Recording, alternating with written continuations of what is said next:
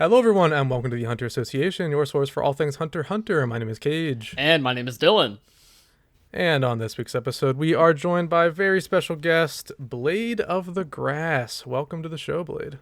Thank you very much. Glad to be here. Absolutely. And on this week's episode, we will, of course, be talking about Hunter x Hunter Chapter 415, Authenticity. Nice. Interesting one this week. Mm-hmm. Then, of course, we'll be going through our community comments. If you would like to join in the community and have your comment read, be sure to comment on the YouTube version on the weekly community post. Also, be sure to like and subscribe to help grow our community of Hunter x Hunter fans. Additionally, if you'd like to know when episodes are live, click the bell to enable notifications. If you're an audio listener, make sure to rate, review, and comment on Spotify and Apple Podcasts. Also, be sure to follow us on Twitter at TXHXAPod, as well as Bluesky at THAPod for podcast-related updates and do some responses to the weekly call-out posts. If you'd like, you can also email us at hunterassociationpod@gmail.com. In addition to all this, if you'd like to support the show on Patreon, you can do so now at the Hunter Association to get access to ad-free audio versions of the podcast. As always, we provided timestamps in the description if you would like to skip ahead to any of the aforementioned segments. All right, Blade, welcome to the show. You're our first new guest in quite some time, actually. I think the last one was Grant, I believe. Yeah. So a few months, I guess. Yeah, a few months. So when we have a new guest on, we like to do a little interview to get to know you as a Hunter x Hunter fan. And starting off with the broad question, how'd you get into the series? It was a popular anime back when I was in primary school. It was, that it was just coming out, so I decided to watch it as soon as it was done, because I prefer binging rather than watching something weekly and keeping up with it. I've made an exception for the manga now because it's kind of worth it, and it goes on hiatus for 2 years every 10 chapters. Mm-hmm. But I saw it once in middle school as soon as the entire series was done, and it was great. Yeah, that makes sense to me. That's a pretty similar story to me, and I think Dylan too. You watched it after it was done, right? Yeah. It was. Okay. I think it was after it was done. Yeah. Okay. Yeah, the anime, of course. Yeah, it's just there's something about it. It just has that quality to it that even though normally somebody who wouldn't be a manga reader, I feel like there's just that drive after you finish the anime. Like, I just have to see what's beyond this meeting with Gon and Jing. It almost feels... Oh, sorry, yeah. No, go ahead. No, it almost feels like a grimoire in a way, where it's like it's so dense with information that impacts this show and this story that you've kept up with. Where it really feels like each chapter is a treasure in its own way. Oh, totally. Absolutely, yeah. Couldn't agree more. Yeah, this series has such a sense of individuality with its chapters. Like, really, every chapter, as you said, just has that charm, that flavor to it that other manga don't. It's a much different series to binge read, in my opinion, because every chapter feels so distinct from one another. All right, so the next question is, what is your favorite character in the series?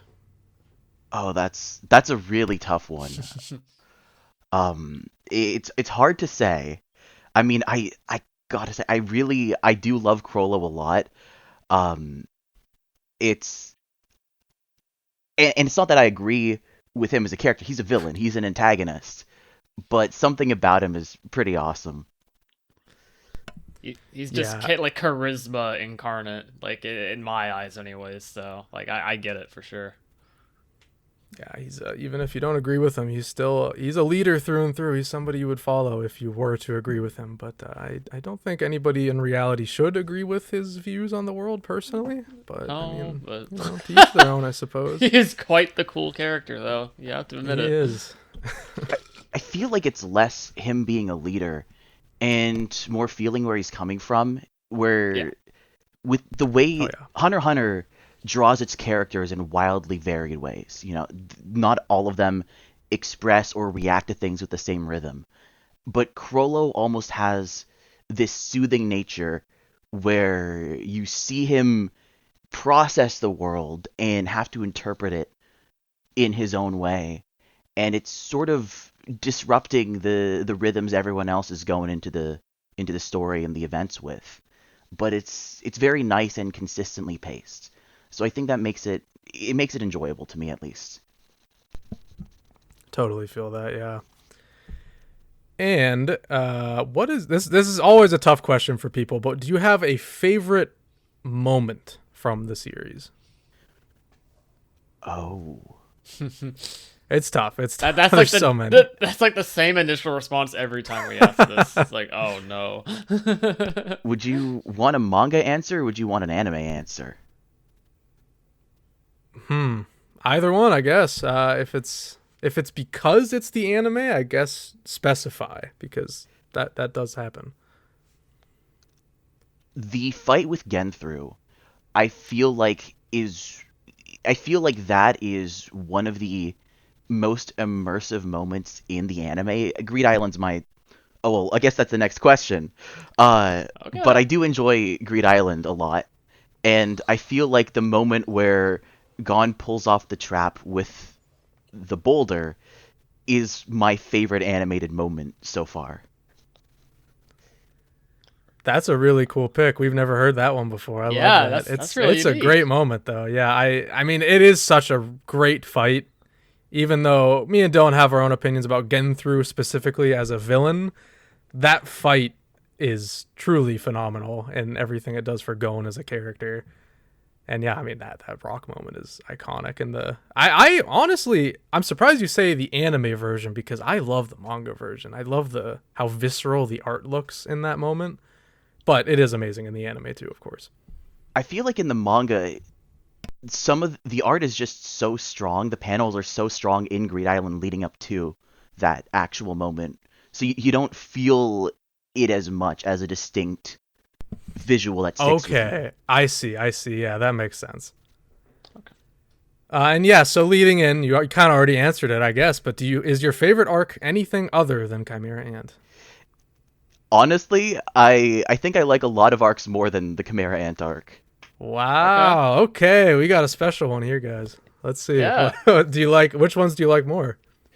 I mean, primarily, York New, Greed Island, Okay. and the election arc out of the ones animated. Nice, Um, nice. we don't really have a full arc since then, No, but we do not. yeah, I think the Succession War is pretty great so far. It sure is. Yeah, it's definitely in the running for my favorite arc when this is all said and done. Mhm. Yeah, that's awesome. We've gotten Greed Island as an answer before, but the fact that you like multiple arcs more than Chimera, because it's always like somebody's like, Chimera is my second favorite, but no, you like multiple over it. That's very interesting, and I'm sure it's not like you don't dislike Chimera Ant or anything, but No, you not at see, all. No, yeah, it's yeah, just I like a lot of the others. They're a bit more succinct. They're kind of, they keep up consistent paces. With the Chimera Ant arc, it's almost, an entire journey, an entire act of the story. Mhm.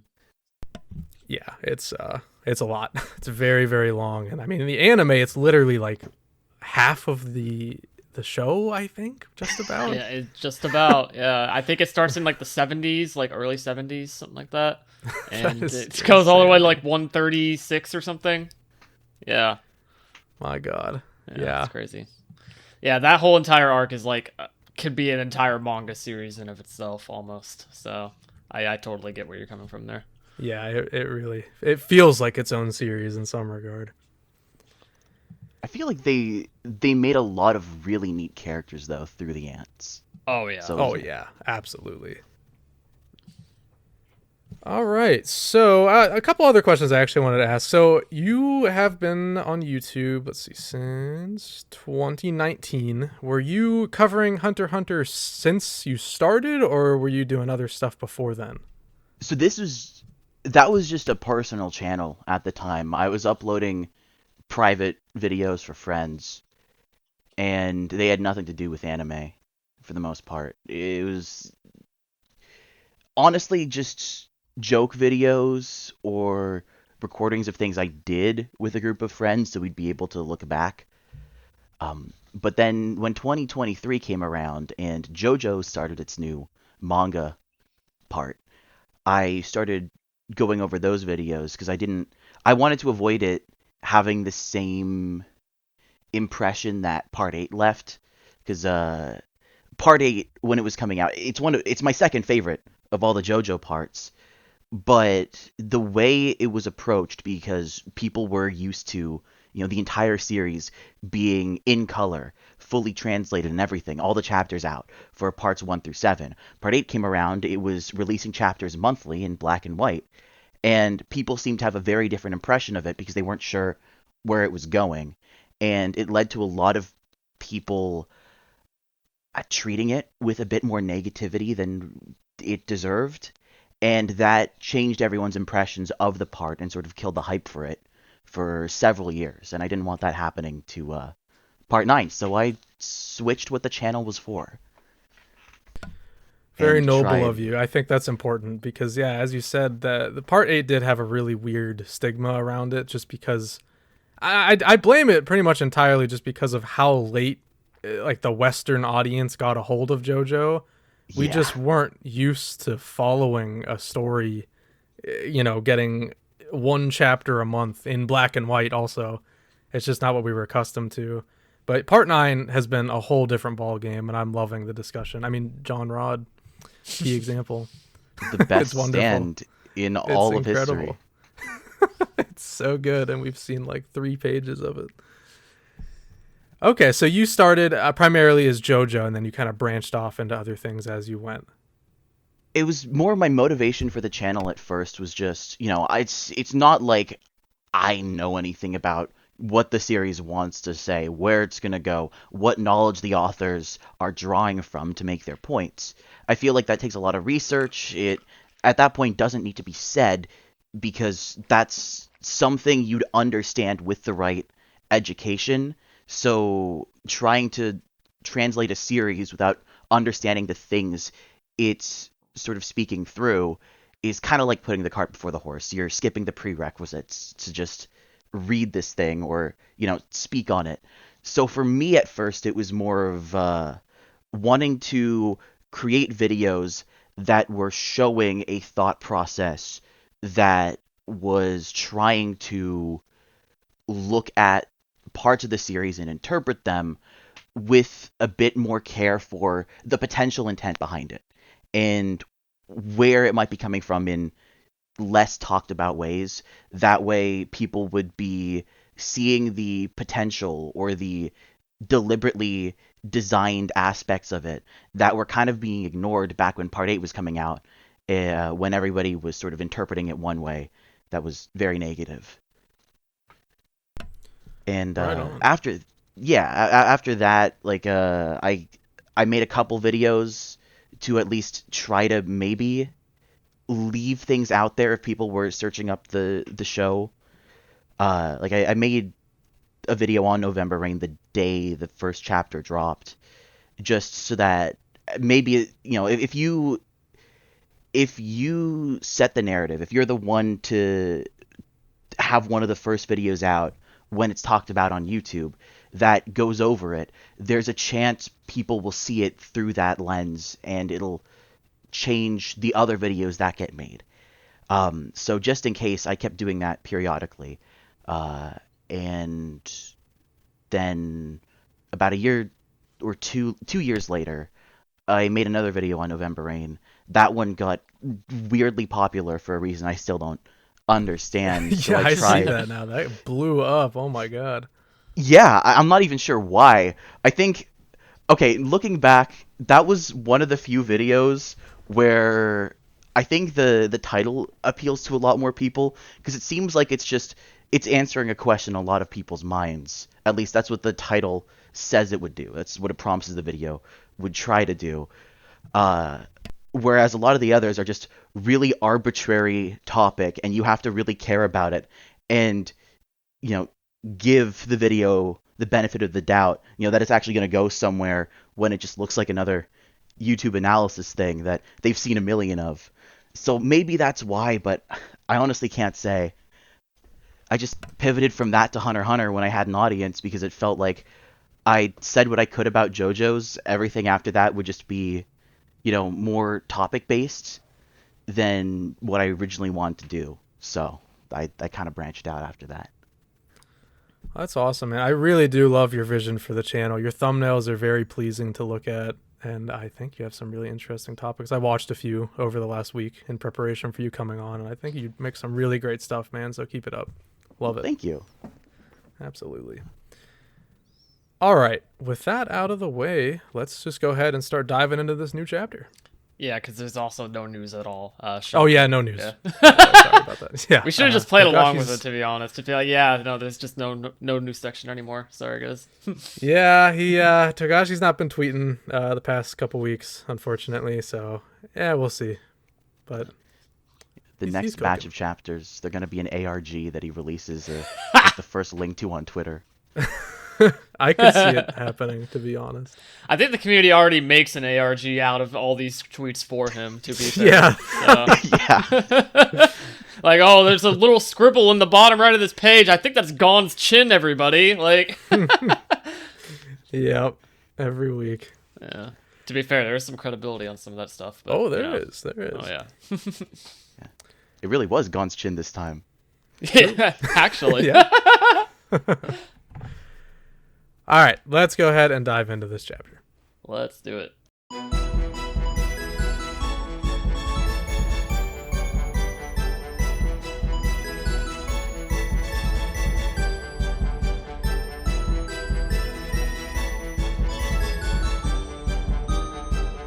All right, everybody, welcome to our discussion on chapter 415, authenticity. You didn't hear that. Nope, that was an Never illusion. So we start off with something I was not ready to see 2 months prior to the voyage. All right, sure, man. Wherever you want to take us, Togashi, I'm down. He's deliberately trolling us with these timestamps at this point. You can't convince me otherwise. And so is Viz, because they got a lot of shit wrong this chapter, which I will talk Yeah, about later. The translations were wacky, weren't they? Yeah, they flubbed it this week. There's a lot of weird stuff in here. We'll talk about it though. So yes, we start 2 months prior to the voyage as we see Furikov summoning like one of those like kids' laptops that has like the weird buttons. That's what it reminds me of. And a trackpad that doesn't actually work because it's like bulging out. There's no way that functions. That's just like one big button. It looks like it, but yeah, I don't know. Anyway, he conjures that and has a picture of like a castle or something with a hammer and a sword sticking out the top. It looks so familiar, but I can't place like that art style. This image just, I should recognize this. Like, You know what do it you feel the reminds same me way? of? It looks like something you'd see on like a Yu-Gi-Oh card. yeah. Yeah, I could see it. To me, it reminded me of Soul Eater architecture personally, but And because of the moon too. Oh Yeah. yeah, I can see that. just like the weird looking buildings. But yeah, it's an interesting design. Very It feels like a- unique to the series. Like a Flash game, though. Like, this feels like the kind of thing you saw on Newgrounds back in the day. Yeah, Yeah. you're right. Actually, yeah, it is Flash game esque. But yeah, so that picture appears, and a little alert signal appears in the top right, and says we're under attack. So we go to the next page. Yeah, so we get a little selection screen here now from the computer screen. This is a very interesting way of displaying Furikov's Nen ability capabilities, I gotta say. I love it. I didn't expect this at all when he explained it 2 chapters ago. I kind of figured it was all like, internal, Right. whatever. It was just like but no, internal it's mechanics actually- that we wouldn't see like Right. visualized necessarily. That was in my Yeah. head too. But no, we have a whole conjuring kind of like like a display here for how he can go about actually using his ability, which is really cool. And I like how it's kind of just video game-esque in general. Yeah, I love it. It's fun. I'll do my best to describe what we're actually seeing here, but we have a selection of a bunch of different options, evidently, and he selects an option where the warning symbol is on, which says tool. And he goes through all the different tools, supposedly, that's in that selection screen. And there's an option to remove curse, which catches him off guard, obviously. And again, remember, this is 2 months before the voyage. So we're kind of seeing him now realize that there is a curse. Um, so he says to himself a curse, and he clicks on the remove curse button, and we have an affected user screen, and we have two different people presumably affected by this. One which has his own icon there, with PX4098. I have no idea if that'll be relevant at all. Probably not, but that is there. And then we have a question mark. We have another person unknown here. Firikov then says to himself, "There's someone besides me who got cursed. Who is that? If they're listed here, it means they received the same curse at the same time I did. Someone in the military? Maybe another prince's personal guard. It must be related to the succession battle." An alert pops up when there's a phased manipulative attack or a covert nen attack that causes a curse or illness. It wasn't there when I checked this morning, so it happened during the day. Today was, and then he has a sudden realization, the seed urn ritual. Is it possible the prince got cursed at the same time I did? If Nen is involved in the succession battle, it tracks that it would affect the entourage. Wait, but then all the princes and guards boarding the Black Whale should be listed here. This isn't within the succession battle. If the seed urn ritual triggered a curse on me and my prince, only a few people could have done it. The face isn't displayed because whoever cast the curse wished to conceal themselves, because they're up to no good. There's only one guy who'd pull such a stunt. So we just get a ton of Furikov thinking to himself here, how the hell did this curse even come about? And presumably he has an answer now, which Blade will read now. Yeah, okay. This is Furikov, First Prince Benjamin's personal guard. Put me through to beyond. Furikov's on his bed, looking at his laptop and phoning, I guess, whoever, facilitates phone calls. Mm-hmm. They go, "On what business?" And then he says, "Confirming important details on the succession battle." This is where he connects to Beyond. So Beyond responds, "Hello." Furikov says, "You're the one who did it, right?" Beyond goes, "Oh, I'm quite surprised you noticed. That takes some talent." So Beyond doesn't seem to necessarily know what Furikov's ability is, but they do seem familiar with each other. It's sort of a different situation from Longhee Right. in the previous chapters. Immediately what I picked up on, even from this first interaction here. And Beyond's very casual about this. It's very fun. I gotta say, I like him as antagonistic as he is. It's so... I just love how he no-sells literally everything that happens to him. It's so funny. Like, it's the contrast of how, like, evil of a bastard he is. Like, we all know how, this guy is, a problem. But he's so nonchalant about literally anything that happens. It's really fun. Plus, his kids tend to have really cool powers. Yes, absolutely. Yeah. So yeah, he goes, "The answer is yes. It's a safeguard to make sure the succession battle goes off without a hitch and guide the heir for Kakine's prosperity. The curse placed on you will work in Prince Benjamin's favor." Furikov says, "That's if you lie, my ability will give you away." And Beyond says, "Then why are you calling me?" Sorry, that was that was expressed weirdly. I'm reading this as I go, and then he goes, "Should be a voice actor, man. That was great." Yeah. Then why are you calling? No. So Furikov goes, "I wanted to save the time and effort. So what kind of curse is it?" Beyond, I guess Beyond goes, "In a nutshell, it activates when you die. The postmortem Nen will curse a prince to death. I placed it right after you were born. Don't worry, there's no harm until you die."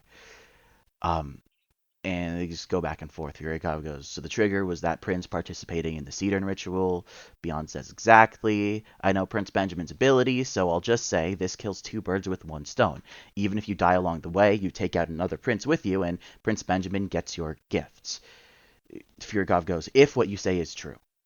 And then Beyond sort of taunts him and tells him to check with his ability, which he's doing right now, but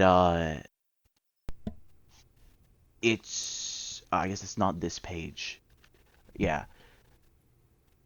Furykov thinks to himself, he goes, he wants to sail to the new continent if he needs to side with Prince Benjamin. He wants to preserve the status quo. The venture will need long-term support after all. His plan is to score points with the next king in order to use the Kakin colony as a base camp. While beyond saying, I can't tell you the target of the curse or any other details. Want to interrogate me? I'm an Uber VIP after all. Go through the king. Since I'm helping to make sure the succession battle goes smoothly, I don't think it'll go in your favor, which makes it seem like the king doesn't necessarily know about this plan. Right. But beyond saying it's probably okay to do.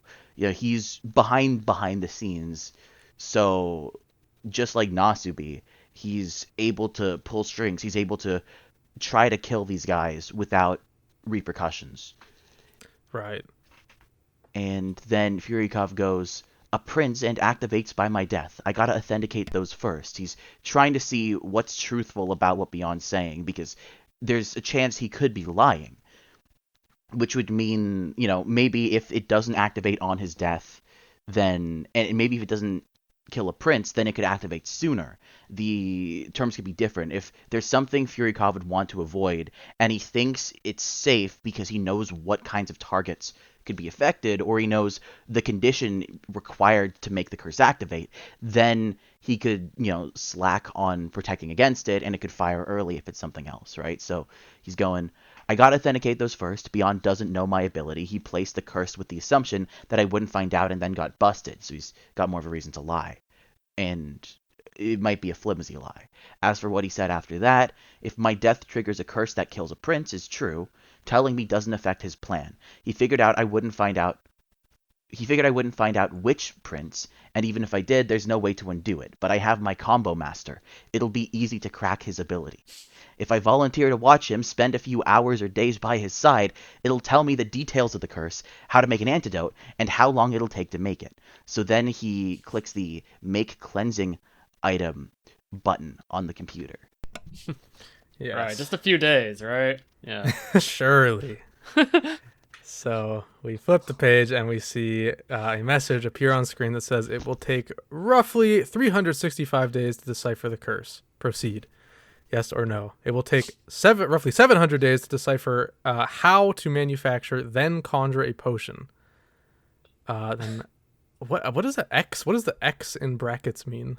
Deciphering results pending. I don't really know what that's for. Is that just a? That's a good question. I don't really know. I don't know what that's about, but regardless, yeah, it's gonna take a while. Not what he was expecting. So he's looking pretty shocked, to say the least, as he is thinking, a whole year just to decipher it by his side, and 2 more years to conjure a potion. Wait, what is the order I read this? I think I bottom think then left. this Once- is the foil. Probably. Yeah. Yeah, I'll just do that. This is to foil Exorcist. He wove a complex spell to impede deciphering. Once deciphering is done, the conjuring time may decrease, but still, a whole year, I don't have that kind of time. As Beyond says over the intercom again, hey, what's wrong? Earth to Furykov, did you just find out something about my curse? He's on to it immediately. Clocked his I love ass. that. Yeah. I mean, yeah, if somebody I'm talking to on the phone just goes nonverbal after I tell them something like that, I'd probably figure something happened on their end, but who knows? I told you, I placed it when you were born. It's been 20 or so years. Taking over your aura over time, accumulating strength bit by bit, it won't easily be removed. That's scary. That oh is. My gosh. Yeah. It never occurred to me that obviously we were told that these curses were placed on them when they were born, basically, right? But I didn't really consider the effects of having a curse just be attached to you for that long of a period of time, be able to build up so much resistance like that. Yeah, it's a pretty foolproof plan. It's obviously an incredibly messed up one to use your own children for something like this, but it is definitely effective. To say the least. As Furykov says, you gave yourself away. A curse that needs that much aura isn't to target a normal person, but a Nen user. Is my target Prince Benjamin? As Beyond says, you know I prepared this for the succession battle, right? Once it starts, a Nen beast called the Spirit Guardian Beast, that's a different order of words than it usually does, a Guardian Spirit Beast appears to protect each prince. No matter who the target is, the stronger the curse, the better. Well, you wouldn't believe me even if I explained it. Duh, is what I think Furykov says over the phone. And then he says, skepticism is more than you deserve. A scumbag who sees everyone besides yourself as pawns. That is Beyond in a nutshell. Oh. He got him on that one. As he thinks to himself, his MO is to blow smoke by interweaving fact and fiction. So the truth has got to be in there somewhere. I'll clean it out. And then he says, whoa, aren't you the personal guard? Well, Beyond says this, I believe. Well, not I believe, but he does. Whoa, aren't you the guard of the personal eldest son of the Kaige kingdom? Are you saying you're dissatisfied being Prince Benjamin's pawn? And that gets under his skin, knowing Furykov. Yeah. He says, don't you mention his name in the same breath, bastard. His Highness and I are leaves of the great tree of Kaige. Public servants, unlike you, mired in greed. I think it's mired. Mired, yeah. I'll cut you some slack for the language and honor of your loyalty, not to mention we're family, but I'll give you a warning. There are many goals in the succession battle, but there's only one path forward to receive protection from the Guardian Spirit Beast. They said it right that time. Yeah, that's really odd. It was literally a page apart from each other. I don't know, man. By taking the place of the current king and to ensure the nation's prosperity. Kill all the princes besides Prince Benjamin before the Black Whale arrives at the new continent and select the sole heir. That's the rule. I admit this scenario is best for my continued amicable relations with Kaige. I respect Prince Benjamin and his men for not participating in the Carnet Lavar, you know. And that's actually huge to know that Benjamin did not participate in that. Massive Benjamin. respect. Yeah, that's a rare Benjamin dub. I got to admit, that's actually pretty cool. That my opinion of him went up. It went way up, to be honest. Yeah. It's like he changed from being the guy that just gets whatever he wants and seems unreasonable to, oh yeah, maybe there is a reason his guards are following him. Maybe he's trying to, set a standard. Kaige, it's a very oppressive system. Maybe Benjamin's saying, well, if this system exists and what kind of we need for power and stability, why don't we actually use it as best we can and not take advantage of it the same way? Which is not the worst. I mean, it's not great, but it's better than what you'd assume beforehand. Exactly, yeah, it really is. We just kind of, I think most of us saw Benjamin's followers and just kind of viewed them as having like blind loyalty for the most part, but as you said, it does seem to be kind of rooted in something, and Benjamin might be kind of I'm not going to say a stand-up guy, but definitely someone you can admire more than we thought. There's a bigger gray area than maybe you would have anticipated, Right. Something like this is a real show of character, not participating in that, obviously. It is, yeah. He then continues and said, this is making me want to talk too much, so I'm hanging up now. Bye. Fair enough. I'm going to end all of my future calls now with that line. Yeah. I suggest you make effective use of my curse for your Prince Benjamin. And then hangs up the phone. What a talk. Yeah, indeed. If I was Furykov, I'd be so mad right now. He basically just ran in circles the entire time. But, yeah, pretty much. But then we cut back to Furykov's, presumably his current location, just some like kind of dormitory-esque like building, where he's just sitting on his bed, working on his combo master, looking through all the information that he can, and he says to himself, "The seed urn ritual is still ongoing according to the schedule. It had only gotten as far as the 8th prince by the time I opened my laptop and noticed the curse. So my target is one of the first 8 princes." So that's a new piece of information as well that we have now, that it's one of the first 8 that his target is. We just don't know who yet. If it's not Prince Benjamin, could it be the 2nd? I know she's a Nen user. She's just as critical a threat as the Ninth Prince, in the sense that she could overturn the current system. No, I can't take what he said at face value. I have to figure this out for myself. As we fade away from past Furikov now. A lot of information there. Furikov is getting a really big focus in these chapters now.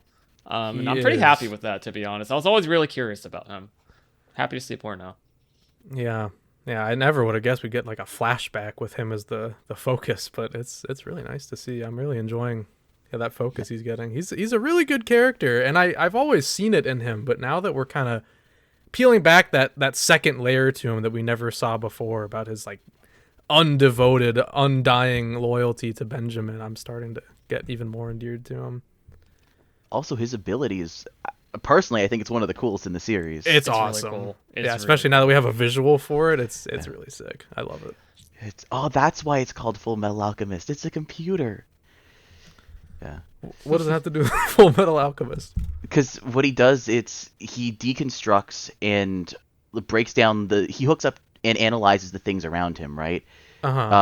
So he's able to transmute his aura and create some kind of tool that either acts in an offensive or defensive way. Okay, I see. So he uses the computer, like a little, electronic gadget to do that. Yeah, okay, that does make the name make more sense. I was always scratching my head on that one, but yeah, okay, when you say it like that, that's cool. Yeah, no, really cool Nen ability. I'm excited to hopefully see more usage of it as we get into the martial law stuff, obviously, and whatever Furykov's role will be during all that. Really, really intrigued now. This flashback really did a lot to make him even more likable, I think. Or like maybe likable isn't the right word, because like he's still kind of Benjamin's entire militia is kind of doing crazy stuff right now, right? But I'm really excited to see more and just see what happens. But now we cut back to Kurapika. We got another time skip. Tagashi's loving this shit right now. We're just bouncing all over the place. And now we're back on day 11, Wednesday, 1:50 p.m., 25 minutes before martial law is declared. Which is incorrect. It should be day 12. It should be day 12. Awesome. Thanks, Vince. Unless martial law also happened on day 11 somehow. They did it twice. Twice. Maybe they're counting day 1 as day 0? Maybe? we could now? Could maybe stretch that if you really wanted to. But... Yeah, sure. It's all intentional. Right. But no, the important thing is 25 minutes before martial law. We're back right before martial law. And this is presumably right after the entire conversation that we had last chapter regarding the, going and WillOWisp stuff and, the mail delivery stuff coming back into play at the end, right? To which Kurapika is asking Oito, general store dealer. And she says, yes, it's a delivery service that uses drones and high-speed boats. We send our request and they deliver what we need. So, yeah, we're getting into the mail system stuff finally. It's here. It's just so awesome, Dylan, how we talked about this like before this was even in the running to come back up.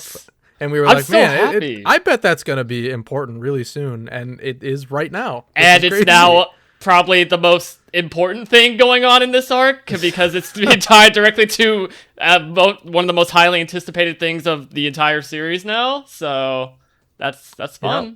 That's fun. We summoned it, guys. Togashi listens to the show. You heard it here first. So we continue with this conversation. Kurapika says, so they run until we enter the stormy seas, since that's their limit of their operational space. And then Uedo says, the final deadline for requests is 2 weeks after we set sail. Lines up with what we heard about before with Sudanke asking about it. Letters will get a reply in about a week. Even with several screening processes, it would be expected to reach my sister in 3 to 5 days. So the moment they set out that mail, 3 to 5 days, Oito's sister will get whatever coded letter they send her. Oito reaches into a drawer here and pulls out a postcard. And she says, this is the postcard I would use.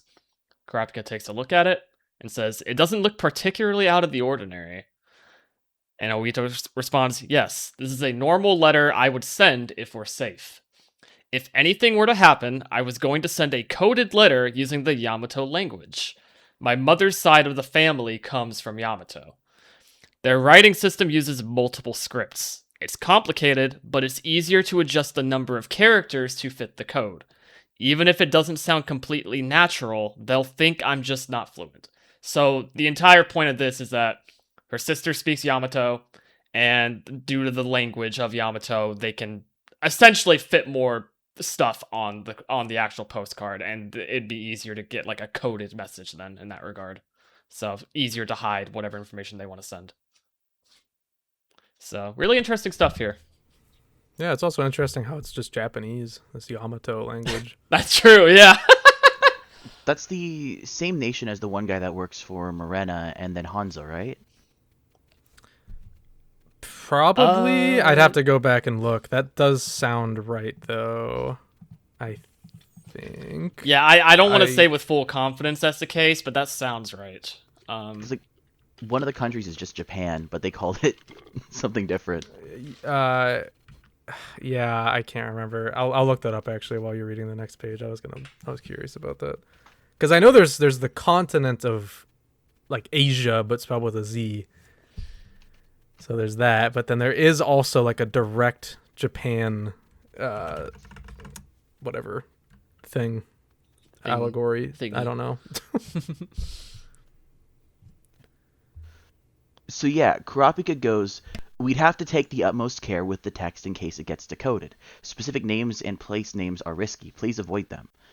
Oito goes, I know. Kurapika goes, someplace both of them can identify with a keyword, but also somewhere far from home would be ideal for a meetup. Oito goes, all right.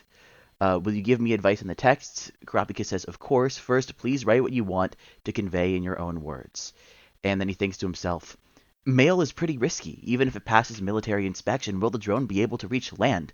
The delivery process over land isn't secure either. A postcard could get smudged, rendering the code illegible. And even if the message reaches the sister, could a normal person without any training understand the instructions given the limited word count, adapt quickly to unforeseen circumstances, and meet up with our messengers all while traveling with an infant? He goes, the worst case would be the military finding out the plan, decoding the message, and then tracking the postcard. The first prince and his men... Oh, and his men. Why'd I read that as nen? The first prince and his men understand that if they could confirm that Prince Wobble isn't in the succession battle, it means they have one less rival to contend with. If Prince Wobble gets captured, we lose and the queen and her family will be killed.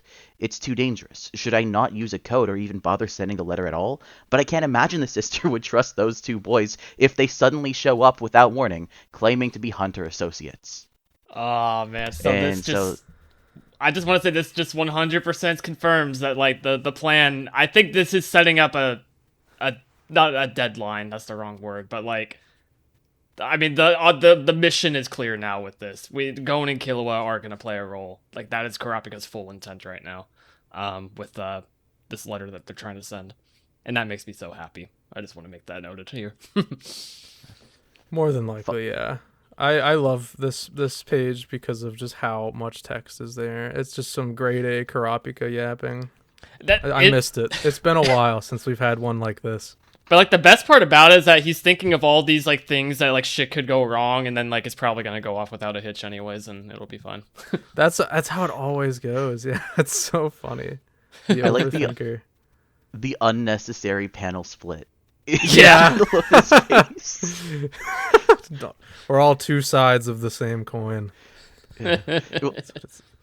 It's like Subway Surfers, you know? You gotta have something that helps break up what you're paying attention to, so it doesn't feel as exhausting. So you feel it's like separate things to focus on. Yeah, I guess so. I guess it does help somewhat in that regard.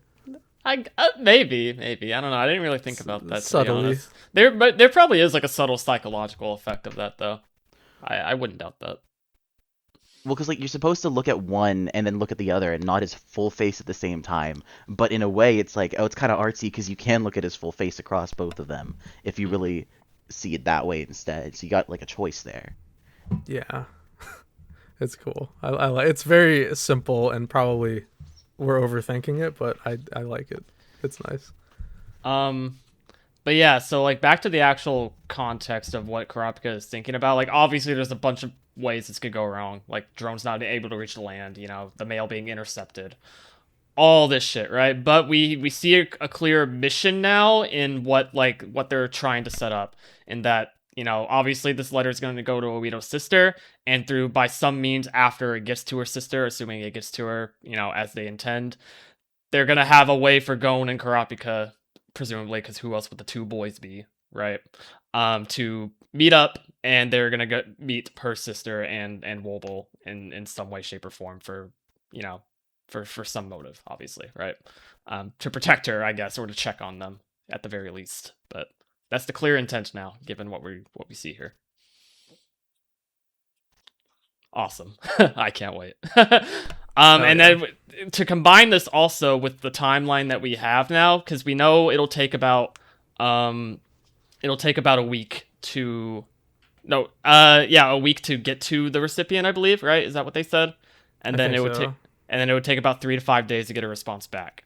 So presumably, if in this like storyline time frame, right? A week from this current day on the boat would be when Gon and Karapika could potentially be receiving some sort of news about the letter. Maybe a little after, if there's like more time delay between the letter getting there. But in the current world time in Hunter x Hunter, it would not be crazy to expect a perspective shift like in the near future. Yeah.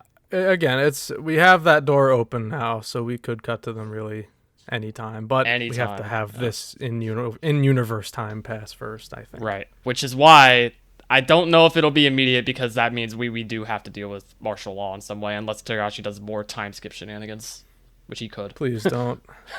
He very well could. I'm half expecting it, obviously. It's Honestly. certainly possible. Anyways, sorry, I didn't mean to cut you off from your reading on the second page, Blade. Oh, yeah, if I'm still doing this one. Uh, Kurapika talks to Oito, and they do this cool trick where, because they're sort of transitioning out of the scene. It's just sort of a white background, because we're not being told what they're discussing yet. But Oito looks a bit distressed and worried, and it just fades away. Her face is it's not shaded in at all, and they make her the start of her face, the outline, the end of a panel, so she just sort of bleeds out into the entire screen, I into the love entire that. page. Yeah, it's awesome. It's a really neat choice. Fades to nothing, just like how we know nothing. It's just blank. True. Yeah. Really cool. So yeah, then Kurapika enters the next room where the first Prince Benjamin's guard, Babamina, is that how they pronounce his name? I don't know. We You say said Bobby Bobby Mina. Bobby Mina, okay. So he goes, Bobby Mina, Queen Oida would like to use the dealer service. Here are 8 postcards addressed to her family I'd like you to inspect. 8. Bobby Mina goes, yeah. What is Well, he? What is he cooking right now, bro? What did Karapika suggest? I don't know. That's so curious, huh? Yeah, that's not what I was expecting at all. I mean, it makes sense. If he only has so much time for certain instructions, it might be something that... Maybe you like combine the postcards in a certain way or something, like it spells something out, or like I don't know. Maybe, yeah. It's interesting though. 8 postcards. What could that mean? That would be asking a lot to decode that, though, from Oito's sister. But that's part of Unless the issue that he was outlining too, right? Because like, you Yeah. can't make it too difficult to decipher, or else nothing will happen, right? Right. So it's a balance you have to make. But you want it to be hidden enough so that it can't get intercepted by Benjamin's or like the Royal Army or anything like that. So it's tricky. Maybe I don't envy it. if there are factual inconsistencies about topics addressed in each of the 8, maybe somebody can track that so it doesn't depend on spelling anymore. They notice that what they seem to be talking about misaligns with the shared knowledge they both have. And so by tracking that, the differences between both that, the inconsistencies with their shared knowledge, and then also the different postcards, they're able to get a sort of message across all of them. Okay, I could see something like that. Yeah. Yeah, that makes sense to me. I just hope it's not too complicated. It can't be. How funny would it be if this plotline ends by Oito's sister just not understanding it and she just throws the letter in the trash? I don't know if I'd respect that from Togashi or be pissed off.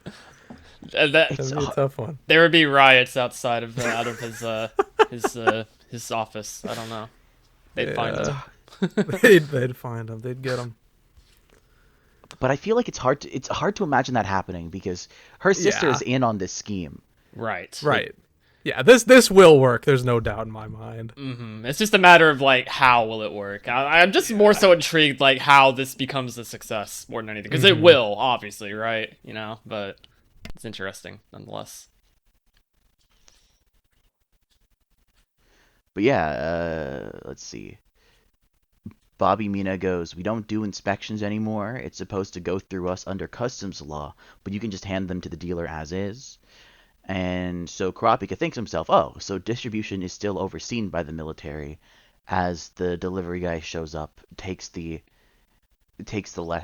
letters, and then walks off. So we cut to the ship. Yeah. Yes. So, yeah, we now cut to a very detailed drawing of the ship, which I love. We actually get to see the panels of the ship, which I don't really know if we've seen it in this high of detail before, but I love it. This is the most detailed we've seen this ship, at least in a very long time, I think. Yeah. This is a special occasion, obviously. And for a good reason, yes. We have. And it's passing by some kind of island. Oh yeah, true. It is. Yeah, you're There's right. still land, which is perfect for maybe we send the mail off to that nearby island there. Right before special martial law hits. Wow, how convenient. Yeah. So yes, we have that big page, and we get the text saying that this is an emergency announcement. Special martial law. Special martial law has been declared. This is not a drill. Repeat, this is not a drill. As we see Benjamin's soldiers running somewhere, and another repeat, this is not a drill, as we just see some various shots of different tiers. Really hard to say what tiers we're seeing there, but people being lined up, held at gunpoint. Guys, I don't think this special martial law is a drill. I don't know about you, but it might be. Could be joking. Yeah, it could be. As we go to the next page here. Special martial law. Repeat, this is not a drill. This is my favorite panel in the entire chapter. Yeah, to which Camilla immediately responds to her assistant, "Can't you make that stop?" As she's getting her massage. Yeah, we'll just make that stop for you, Camilla. We got it. Not give a single fuck about this. I respect it, honestly. It's so good. I love that. So yeah, she's in the VVIP area, her quarters. So, she's there. We then cut to room 1003. Where what the hell is this dude's name again? I didn't pull up the slides for this. This is Koven Toba. Koven Toba, right? We have Koven Toba here, saying to himself, "Damn it, why? Why is this happening?" As we hear another announcement. Repeat, this is not a drill. Guys, it's not a drill. It's not a drill. We need to make that very clear right now.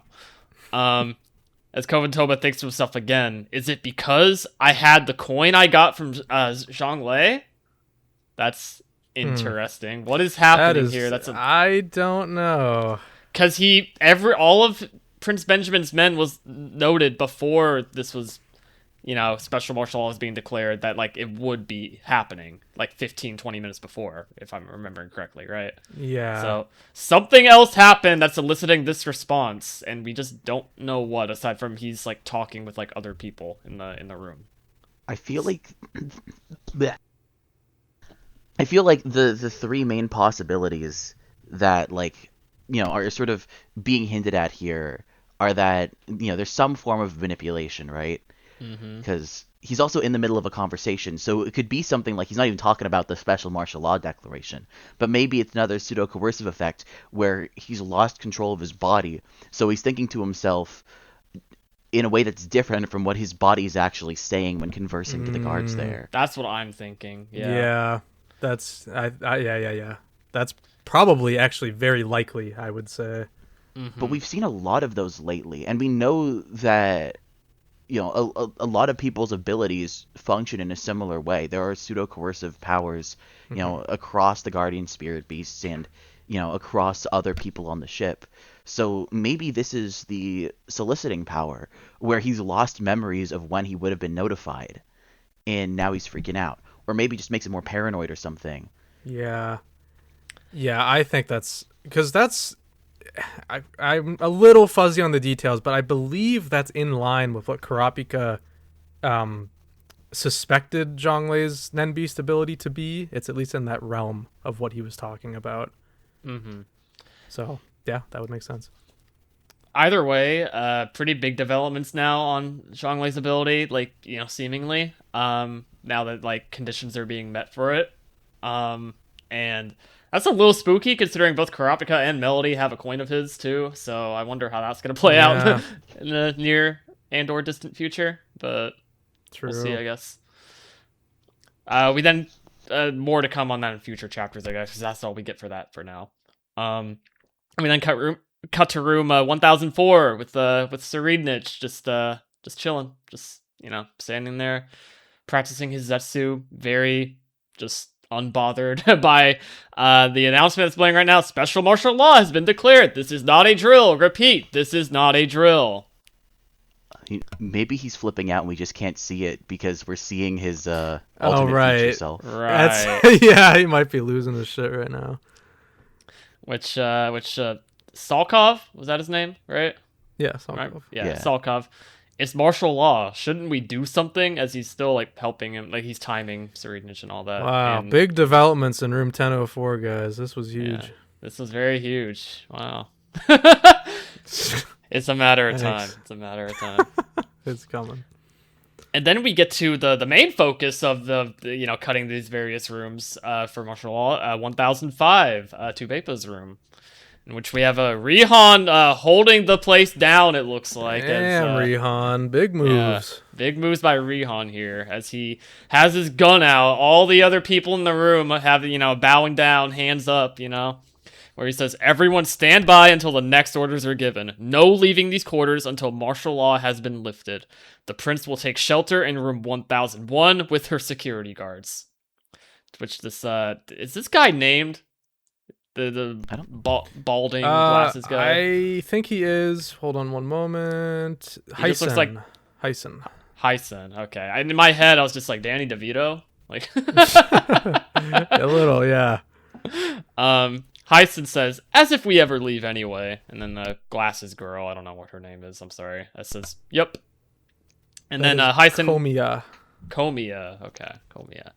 Then Hyson gets a gun pointed to the back of his head by Rihan here. Where and Rihan asks, do you want to get shot? I can call it suspicious activity. Damn, bro, okay. Yeah, holding it down. He is. To which Tubepa rightfully responds, don't point a gun at my scientists. They're irreplaceable personnel I need for research on the continent. And then Rihan responds, that's if the voyage continues without incident. Don't you see? There's a threat of a coup. A threat to national security, and they're using the succession battle as cover. So, big moves by Rihan. Hell yeah. Love to see it. He hasn't gotten a lot of screen time lately. I can't wait for another page of him just thinking to himself. I need it. I'm hungry for it. We already get a little taste of it on this next page, I think. He's in the early stages. This one me again? Yes. Okay. Until we get to the bottom of this, there's a truce. Now please, move quickly to room 1001. There will be an explanation of the military response, but if the situation remains opaque and the threat is serious, you will all live together in room 1001. Which is sure to go smoothly. Yeah, I'm sure. Yeah. Oh yeah. For sure. Yeah, that's the safest place imaginable for everybody right now. Benjamin's personal quarters. Yeah. Right. Yeah. Duh. Yeah, he goes, it'll be tighter than the individual quarters. But you'll have to put up with it for a while. For how long? Tubepa asks. And Rihan answers, Prince Benjamin will explain in room 1001. And so Right. Tubepa thinks herself, explain, huh? I thought it was Benjamin's last resort, but something must have occurred for it to happen so early. Or if it was planned, it could be a surprise attack to kill his rivals, the higher-ranking princes, earlier. Hard to say whether I count as being in that group. Where they draw the line between succession and battle strategy and rebuffing a threat of government overthrow, I'm looking forward to hearing this explanation. And that's what she says to Rihan. I can take my security guards to room 1001, right? So then Rihan answers, you may take as many as you want as long as they're in the royal army. Weapons will be Right. confiscated when you enter room 1001, but we will wait outside. Prince Benjamin alone will speak directly to you. So, thinking to herself again, Prince Benjamin by himself? I don't get what he's after, but it's not like I have a choice here. So then she says, use this time to run a test on those samples. To her scientists, I assume. And so Rion looks at her guardian spirit beast and then thinks to himself, the guardian spirit beast appeared at the same time 5th Prince Tebepa entered a contract with Kurapika. I made a guess that it was conditional, but it hasn't made a move since. The hypothesis that it needs Kurapika close by is gaining credibility. Interesting. And so now, yeah, it's like, we sort of have like a time limit, or more of like it's going to be tense. It's going to be a narrow window, right? Because Rihan's analyzing the beast to get rid of it before it can do something, but he needs to see what it does, which means it's going to get close to Kurapika potentially. Otherwise, Rihan might think it's worth it to just, release the predator early, but I don't think he's the type to do that. And yeah, like, can Tebepa do something dangerous with the beast before Rihan can get rid of it with predator? I say Yeah. yes.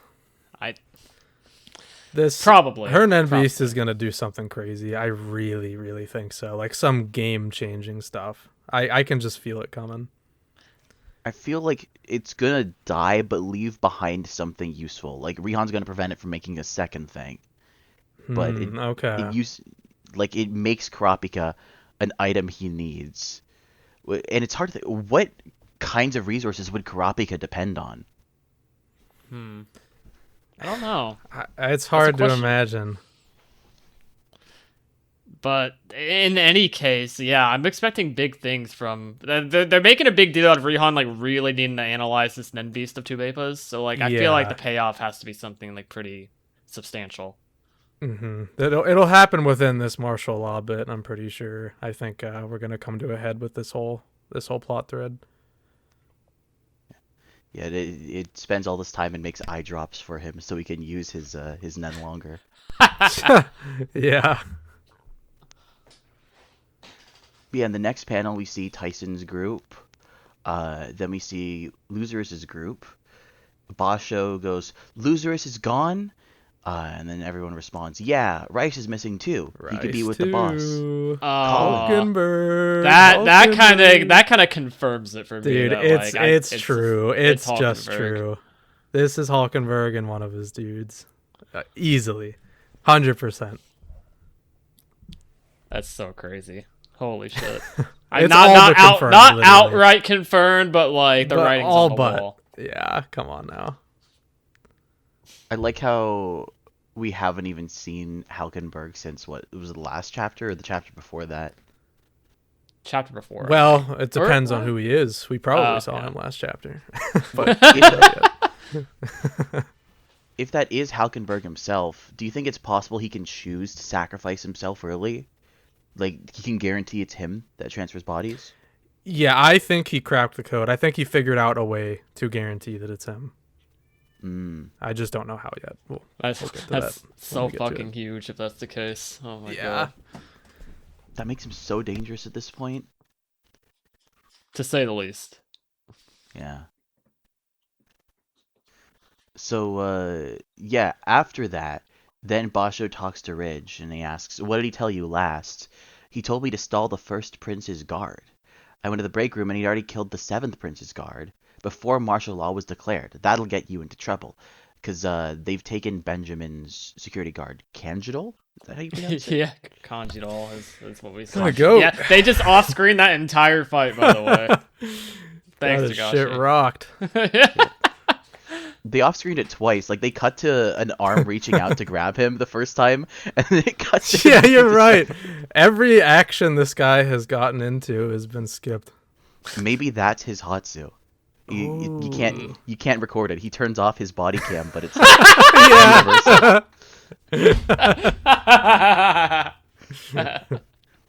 Because he even says, hey, timestamps can be fudged later. Like if there's no evidence, this is in my favor. Yeah. The fact remains that this is the objective proof a hunter associate attacked me, Benjamin's personal guard, and detained me. That he goes, now the associates, Loserus's guards, and the Charer family connected to them behind the scenes, all will be eliminated for treason. Serves you right. This is actually incredibly interesting as to complications that can happen during martial law for however long this goes on for, because if this actually comes to a head with Benjamin and his men getting word about this from Kanjiro, and they feel that it's substantial enough as evidence, then all of the hunters on this boat are now in proper danger of being attacked. Oh yeah. Big time. So, and Kanjiro, as stupid as he looks in all of these encounters that he's had over the last couple chapters, I have to admit it's a smart play just to get rid of as many enemies as possible. Yes, but I don't think this was his intention. He's just kind of spinning it into a positive. Right. No, I agree. Yeah. Still, yeah, he did accomplish something, even though he got his ass beat. And Ridge doesn't have a scratch on him, by the way. So no. Yeah, he wiped the floor destroyed with this him. dude. I'm also curious what repercussions we may actually see of this related to the Char family also, because that could be tied back to the mafia stuff happening in the lower tiers right now. I know I should be thinking about the martial law right now, but I keep thinking about the mafia. Oh, I'm an idiot. What? Oh, because wasn't that what Benjamin was talking about in chapter 410?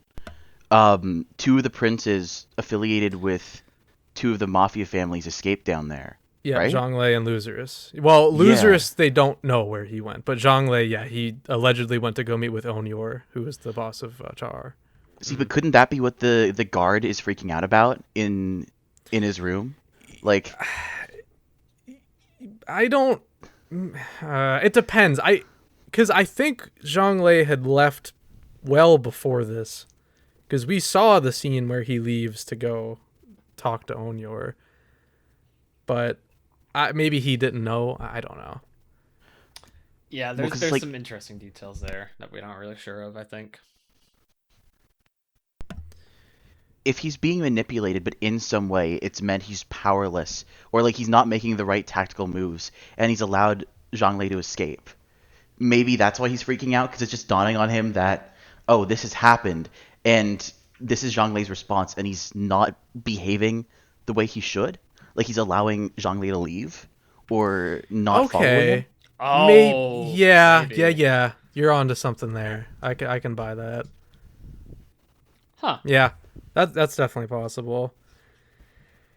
All right. Anyhow, we flip to the next page, the final two pages, where we see room 1011 now, where we see hold on, I didn't pull up the I was going to say, I forgot her name too. hold on. Well, it's somebody else Seiko? before. Oh, wow. What is it? Seiko? That's Seiko. yeah. Oh, well, yeah. I'm talking about the guy on the right. I'm seeing if he has a name.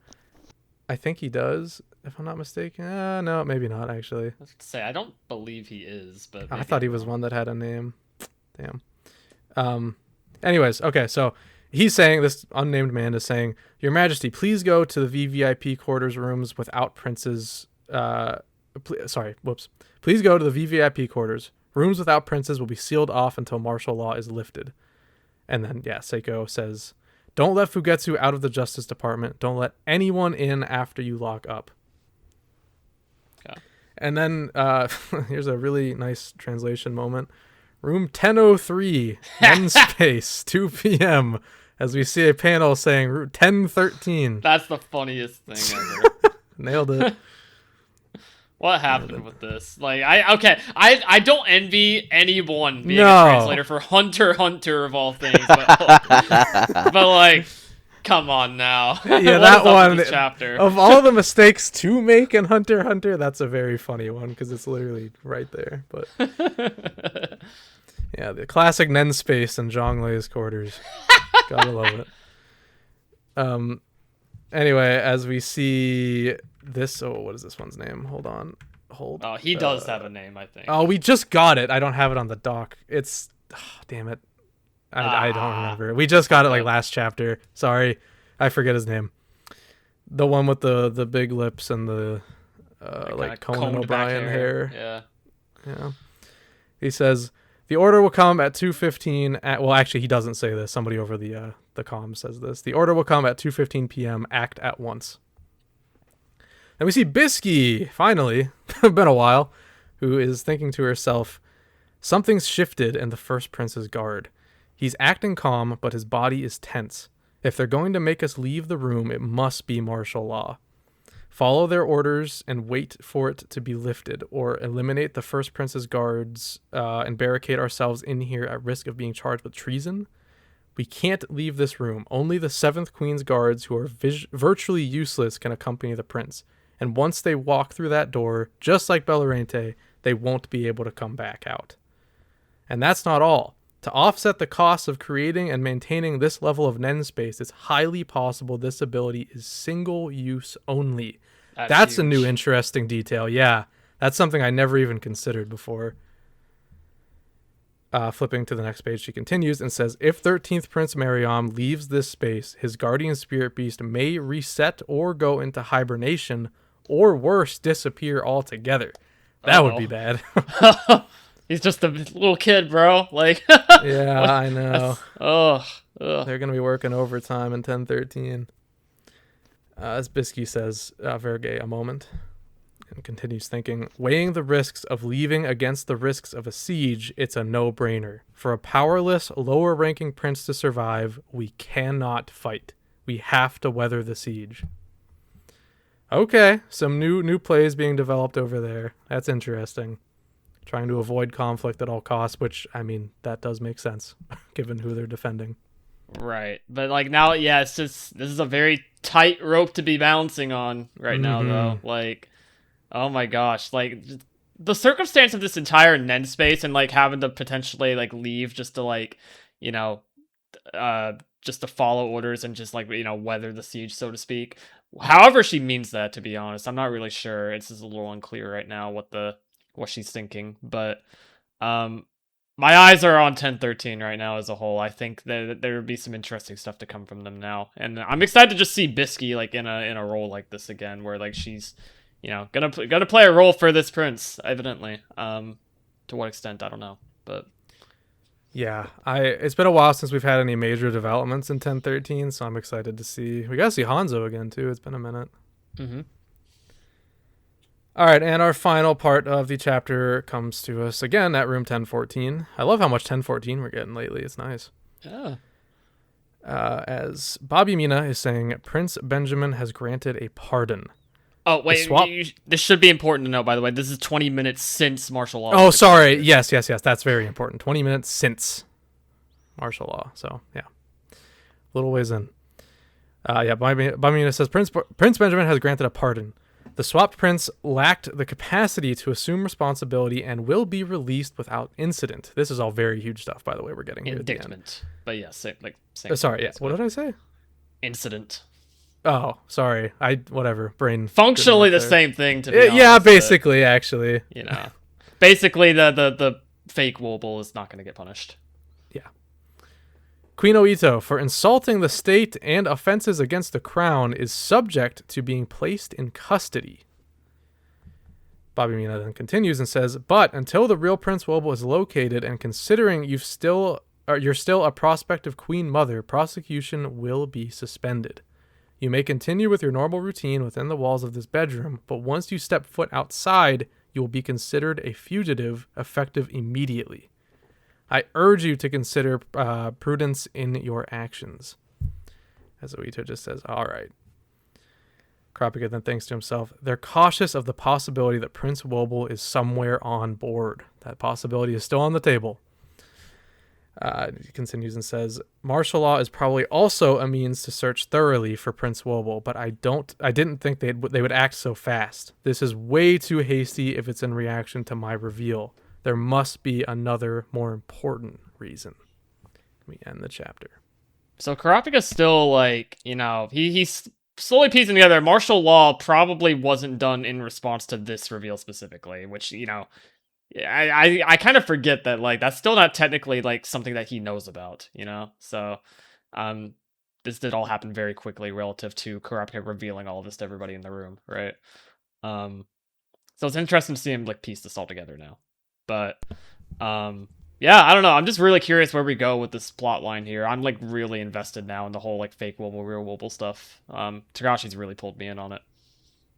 Yeah, and just like the fate of Oito here, because it's a known thing. They went public with this, which is a crazy play, and now with martial law in effect, this is just kind of all crumbling down in 1014. And it's hard for me to imagine the future of what goes on with the Oito and Kurapika stuff, because obviously they're going to be key players regardless of what happens here, but they have revealed essentially that they are pointless. They're a pointless existence on tier 1. They serve no purpose to the succession battle, except Kurapika's making himself important regardless because he's teaching everybody Nen. Right. So they kind of have to keep him up here. You can't just kick him out. And that's going to cause its own problems down the line, I think, though, because, like, Oito obviously cannot leave this room for, like, the remainder of this, right? Because, she shouldn't anyways, because she'll be a fugitive, obviously.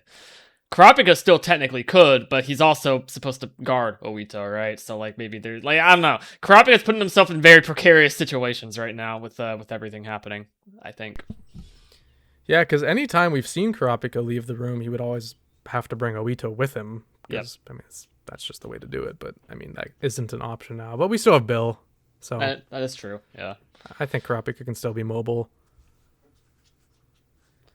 Yeah, I don't know. It's interesting. It's really interesting, and it's exciting, especially now that like martial law is properly underway, we're here, and we've set up a bunch of different stuff that we're gonna have to explore after martial law is like properly was declared. So we've set up all these things now. I don't really foresee us going back in time before martial law, aside from like maybe some like very specific explanations of some stuff. But like I think we're kind of in full swing now at this point, given the layout of this chapter, which is exciting. Yeah, it's all happening now. So where do we think we're going next? What's going to be the focus next chapter? Watch 416 start with Zhonglei's childhood. It's not impossible, honestly. We might actually learn about like if Onyor is really his dad. That's probably in the near future. I could eat my words on this. It's very likely I eat my words on this, honestly. But my prediction, given how this chapter was laid out, how we're exploring all these different things of what the reactions are to martial law and setting up all these storylines to kind of, get into over the course of martial law, I think it's time we cut back to the lower tiers. I think we see some mafia stuff next chapter. Oh, that would be cool. I think it's time to see how they're reacting to the martial law, being declared, and what people are doing what as in reaction to the announcement. I think it's time. Yeah, I could definitely see it. I kind of have two minds on it though, because I always think back to I think it was volume 37, maybe, where it's an entire volume about the mafia plotline, and we literally don't see any of the succession battle stuff at all. Kurapika isn't in a single chapter, and we've never repaid that volume where we just have a whole volume without the mafia. And like part of me wants to think it's this one, but I don't know. It might never even get repaid, and I'm just thinking about this for no reason. But it's something to think about, especially because we're in martial law. And we might just want to focus in on the upper tier 1 for the time being. I will elaborate in that I'm not confident it would take up like an entire chapter even, but I do think it's very likely that we'd like open up with like, some of the developments down there. Maybe just from like the troops perspective of things or something at the very least. Yeah. I want to see more of Borkson. Yeah, we haven't touched on Borkson yet in this batch. There is But a lot of question she marks is there. now directly tied to the Mafia plotline, so I guess touching him with Borkson would mean going back to the Mafia plotline. Yeah, so I don't know. It really could go. I mean, every chapter we open the page and we have no idea what to expect. And we open with a 2-month earlier flashback this week. Who the hell knows, man? yeah, literally. That's Tagashi's way of saying, like, I can time skip to wherever the fuck I want. You're not going to be able to predict, like, how any of these open up or where we're going to go, you know? So. Yeah. That's him reaffirming that to the average reader in my eyes. It really whether that's the is, intent or not. We're halfway through the batch, though. We got 5 more left. And What so could much has happen? happened already. We had I know. monumental fucking reveals in these 5 chapters. Yeah, no kidding. And there's 5 more to come, I guess. 5 more chapters. Probably not 5 more reveals. I bet there's more than that, in fact. And then we'll be back in 2028 with the next batch. I can't wait for 2028. Woohoo! Yippee! Any closing thoughts we wanna mention before we carry on to community comments? I think we touched on a lot of what I wanted to point out, and just like throughout our chapter, reading here. It's definitely like there's been a lot. It's been a very eventful but non-eventful chapter at the same time, I think, and it's really weird to describe that because like obviously there's a lot of shit that we talked about here, but it's a lot of setting stuff up for the actual progression of this martial law storyline within this arc, and so I'm more excited to see the future and what comes of a lot of these developments rather than the actual developments here themselves. But this is a really entertaining chapter. It set up a lot of cool things to be looking out for going forward, and it also just straight up confirmed that Gon and Killua are going to get involved in some way, shape, or form on the mainland. At some point in the future. Again, we have no idea when they'll actually cut away to it, and we cannot predict that from Togashi, as evident by us opening with the 2-month before the succession battle flashback. So, but it's nice to get that confirmed. I was really happy as a result of that. And yeah. It's just an entertaining chapter. I liked it. Anything you want to add, Blade? This is a bit of a big claim to make. I'm really happy that I'm here for this chapter's episode because I feel like this is one of my favorite chapters in the entire arc. Ooh, maybe okay. my favorite overall. It's kind of awesome. No, I respect that. I respect that a lot. Like we got enough shots of all the key parties, right? We saw some of we saw Basho for like a second. We saw Saraynik for a second. We saw Tebepa argue with Rihan. We saw all these characters. Bisky was there for a moment. Gon and Killua were sort of mentioned, not by name, but we cycled through everyone except the Phantom Troop, right? But on top of that, we got a lot of Kurapika doing his thing, and we got some, I guess, context for me, it's power system context stuff. That's what I like. Mm-hmm. And I think Bisky's comment toward the end is neat because it puts a lot into perspective about how everyone's sort of doing what Gon did, where if you use you can use an ability that's beyond your means, but it means there's some cost you have to pay later because it's like, it's setting physically, you can do an action that is not sustainable. You can lift something that is too heavy for you to lift in the moment of crisis, and it'll just damage your muscles. Potentially, it'll put strain on you. You could, when you are lifting something, that force is being passed through you to the ground, that you're using it for footing, to some extent. So there's all, because that's how people can punch through walls or other materials. There's always a circuit connecting A to B, and it's always this bigger picture. The material you're made of is kind of always simultaneously interconnected with everything else. You set it up between stuff properly, and it'll just pass the flow from one end to the other without fully compromising your actual arm. You can break something else even though your arm itself doesn't seem that tough. And so there are abilities like Lord of the Flies from, I think it was last chapter, where, or what's his name, the cheetah guy from the Ant Arc. It's Chitu. Cheetah, yeah, like Cheetah, the Miriam's Nen beast, and then gone when he crashes out and you know grows up all of a sudden on Neferpito. All of those are examples of somebody kind of acting like a vacuum or destroying something within them, where it seems like you can physically grab onto something that sort of you don't have the means to passively harness, and it's going to either hit you with an effect as a consequence somewhere down the line as part of that chain reaction, or it's using something up and there's a price you have to pay. But you can use an ability that requires more Nen than you kind of have, and it's sort of plugging in the rest of the world through you and making you pay some kind of price, which I think it's nice to have multiple examples of and really just show as a general component or potential path for Nen abilities, which I think it's neat. My main reason for liking the chapter more than anything, though, is Furykov's Full Metal Alchemist. That was really cool. It's an awesome ability. But yeah, I mean, this arc has done so much for Nen. Like, it's evolved the concept to a level that we didn't think was possible.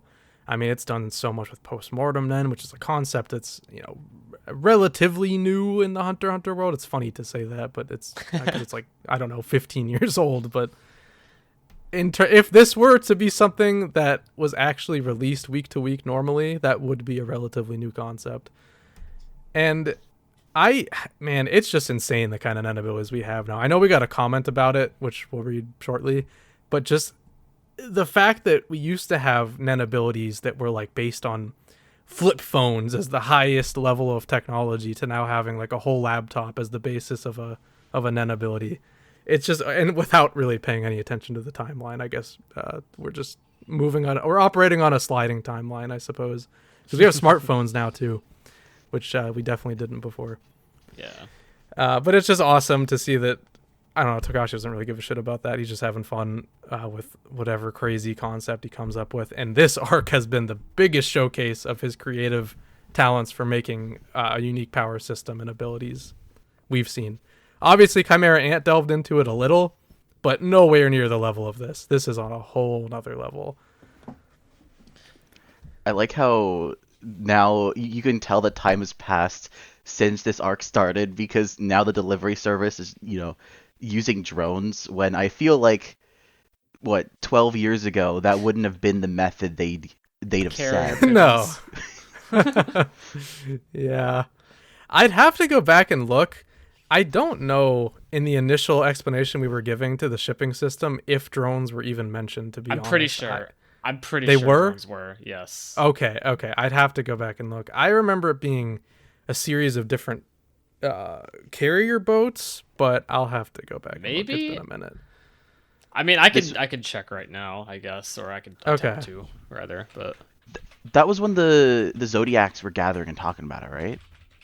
No, this was when it's a really random moment to reveal the information, but it's actually when Sudonke is trying to buy autograph paper for the Phantom Troop autographs. Yes. 2022? Was that? It was the batch with the troop flashback. When was that? Yeah, that's 2022, I think. Yeah, 2022. Yep. Yeah. So it's been a minute. Do you have that pulled up, Dylan? I'm looking at it right now. Okay. Hold on.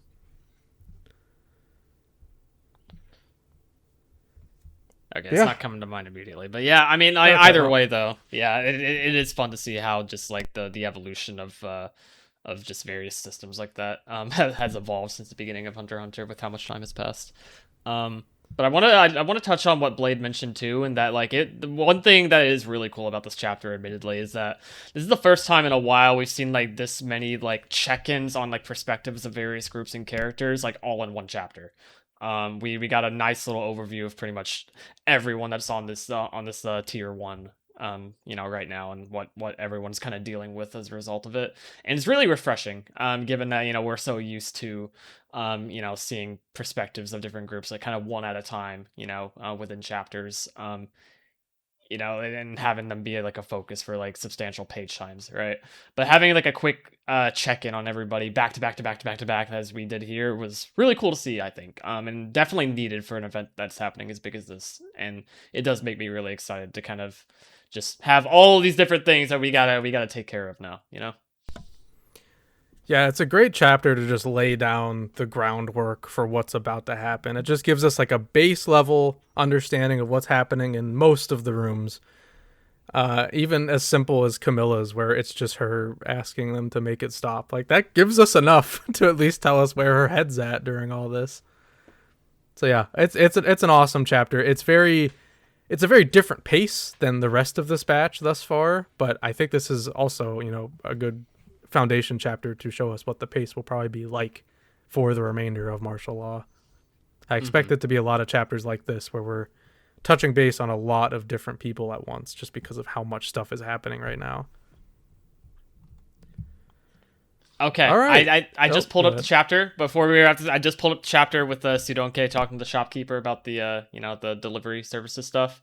That was in 392, so that was in not the last batch, but the batch before that. Right. And basically, there was actually a couple of different methods of delivery that she talked about. When that something small could be sent separately, like via to like the current world via drone. But okay. if it was something large, though, then it'd be delivered by either a cargo blimp or large drones or high speed boats, stuff like that. Okay. Yeah. I guess I was probably honing in on the boats because I was always thinking in my head, if we do utilize this mechanic in the future, it would be for something large. But it turns out it's just for a letter, or 8 letters. It's a postcard to send a message. We need your help, Obi-Wan Kenobi. Yeah, literally. You think one of the reasons... yeah. No, go ahead. I was just going to say, you think one of the reasons that, on top of the Black Whale, the VVIP section is a completely separate boat, right? You think part of that's because when they reach the stormy seas, the actual big boat with all the civilians is gonna be rocking and stuff like the first boat they were in chapter 2 or whatever of the series, and they don't want the VVIPs to have to deal with that. Yeah, I think that has a lot to do with it. They don't. I largely they do not care about anybody that's not in tier 1. But yeah. I mean, they're there. They are there. They're just collateral. Yeah. All right, I think we are ready to see what you guys had to say about this chapter. Let's go ahead and get into it now.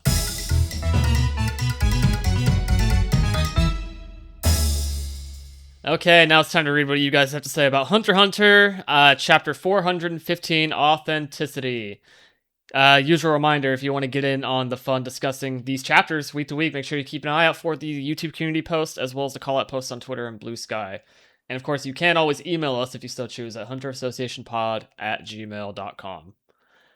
So, starting off today with a Twitter response from a Finks fan. It's amazing how Togashi needs just a couple characters to make iconic character, or a couple chapters to make iconic characters. Furikov is starting to feel like the Borkson of the 401 through 410 batch, even though he has been featured quite a bit in previous chapters. Not to mention, his ability is so freaking cool on top of it. Yeah, it's a little Borkson-esque, I guess, in that like this is a character that was like briefly, introduced before, but it's just getting like a bunch of expansion just like seemingly out of nowhere. It is a little different in that, Furikov had a lot more context to him than Borkson was at that point. But it's fascinating how he just needs a couple chapters to really like get you invested in a character, or to get the character as likable as he's become now. Yeah, I'm all in on Furikov now. He's awesome. One of the coolest abilities in the arc, and I think his personality is great too. He's just really, really interesting. I kind of wanted an example of another specialist ability, because I've been people primarily want me to make a video series where I go through like how different characters optimize Hatsu for the different categories. And Specialist is kind of the irritating one because the way they frame it, calling it Specialist, saying it's an exception to the other categories, makes it seem like this mysterious, hyped up thing, but it's mostly just like the straightforward complement to enhancement, where you're creating a new concept and like hooking up the, worlds around it to that, right? It's like combination of conjuration being this medium for a new idea in one place, and manipulation being, hey, we're hooking up things to like a target core, whatever. And so it's good at sort of being a web that is one concept that simultaneously grounds and hooks up everything nearby. And so a conjuration that analyzes and creates effects for everything around the user, proportional to some kind of like target criteria, that's perfect. That's a perfect example of the kinds of Hatsu that, specialists tend to make. And for me, this was kind of the best example that I could get in the arc, and it just, it came this chapter, so I'm very glad. Yeah. From that perspective, I definitely can see that. All right. The next comment is from Shira Kage on Bluesky, who says, "What a chapter as usual. There were a couple of Weekly Shonen Jump lettering errors, though. Oito and Kurapika's section being 1 day earlier instead of in day 12, and Miriam's room being 03, not 13. Yeah, of course. Since Furikov is this relevant, I believe his target is Serednich. If it was someone else, I think it wouldn't create a tension. I love his ability being a small laptop. It's not surprising. We know Togashi will add game-like abilities if he wants to. I was thinking all the knowledge on the abilities appears inside his mind. I didn't think Miriam's ability would be single use or having a cooldown. I had a theory that he is Beyond's child, thinking he has huge Nen reserves, but I guess that theory lost its credibility. Yeah, probably not. Yeah, no, I think that's out the window now. Yeah. Looking forward to how Bisky will fight against Benjamin during martial law. Also, both Hulk Loserus and Rice Hulk's bodyguard swap theories might really be true. Yes, sir. I forgot to add, so here it is. It was my exact reaction. LMAO, Kanji doll. Yeah. Yeah, that bruised up side of his face will live in my mind for a minute now. It's so funny. Poor Kanji doll. I don't know about poor Kanji at all. I think he kind of deserved it, but Well, he tried something. All right, so this next one is from DRDAVDQ. Hi, love your show. Also, Blade of Grass. That's me! Your videos Wow. always feel like Hunter x Hunter. Like the Serenix power diagram, which is clever but also crazy. Anyways, the chapter was really good, but sorry, we know Furikov has more knowledge. Why? Because he has made the plan with the curse in his mind. And I doubt Furikov would risk the curse maybe being on another print, which would be likely of what we know right now. Also, they wouldn't be killing random people, because what if you accidentally kill the guy with the Benjamin target? Also, here's some logical conclusions. Because a curse has to have a target to work, it has to come after a new prince is born. So the cursed people should be slightly younger than the targets, and if you knew the 14 cursed people and their exact ages, you can guess who's targeting who. Huh. Yeah, that's not something I considered, but yeah, you're right. That does make sense. Yeah, there's a little paper trailing you could do if you know everyone's ages. Huh, that's interesting. Okay. Unless somebody, like, if there are multiple targets, if there are multiple people with curses, maybe they're mixing up a bit. And also, like, maybe there could be a year or two separation, but multiple people could be born within that time, right? That's true. Yeah, that's a good point. Do we know what Furikov's age is, though? Does it say? Well, he said within 20 or so years ago, so he's in his 20s. We know that much. But nothing specific. He's a lot younger than I thought he would be, to be honest. Yeah, he doesn't really look like he's in his 20s. Well, I can kind of see it, actually. I thought like 30s, to be honest, but like, yeah, okay. Yeah. Fair enough. Maybe it was the beard. It was like, illusioning me. Maybe. Yeah, he feels like he'd be. He felt like he'd be older, but he might just be young 20s, early 20s, Yeah. and yeah. That sounds about right. But yeah, the comment continues. Last thing I remember, someone talking about how the carnivals are held in some bond to the princes. Now I think this is even more likely why. Perfect timing for Beyond cursing babies, but also Benjamin not attending them because he just hates any of his siblings. I like Benjamin, but I doubt he's actually any better moral-wise. Last thing, is this chapter hinting at Kanjidal being the strongest of today, while Owl is the strongest of all time? True. Greetings from Amsterdam, and thanks for the time being really doable for me too. Doable. Nice. Let's see an Amsterdam Awesome. commenter. That's cool. Yeah, hell yeah. Yeah, keep these comments up, and we'll make a kanji doll retrospective. Don't tempt us. Yeah. That'd be awesome. Yeah, really interesting points there. Especially about the the curses or the curse targets. Yeah. Details that I didn't really think about that could be notable going forward. And the Benjamin bit is interesting. I guess that is another way to view it. I guess we all kind of jumped the gun on assuming that like he didn't go out of like moral obligation, but I guess it really could be as simple as I do not want to be around my siblings. It really could be that. We can't discredit that idea. Yeah, that is true. Yeah, nothing to really argue against that. So.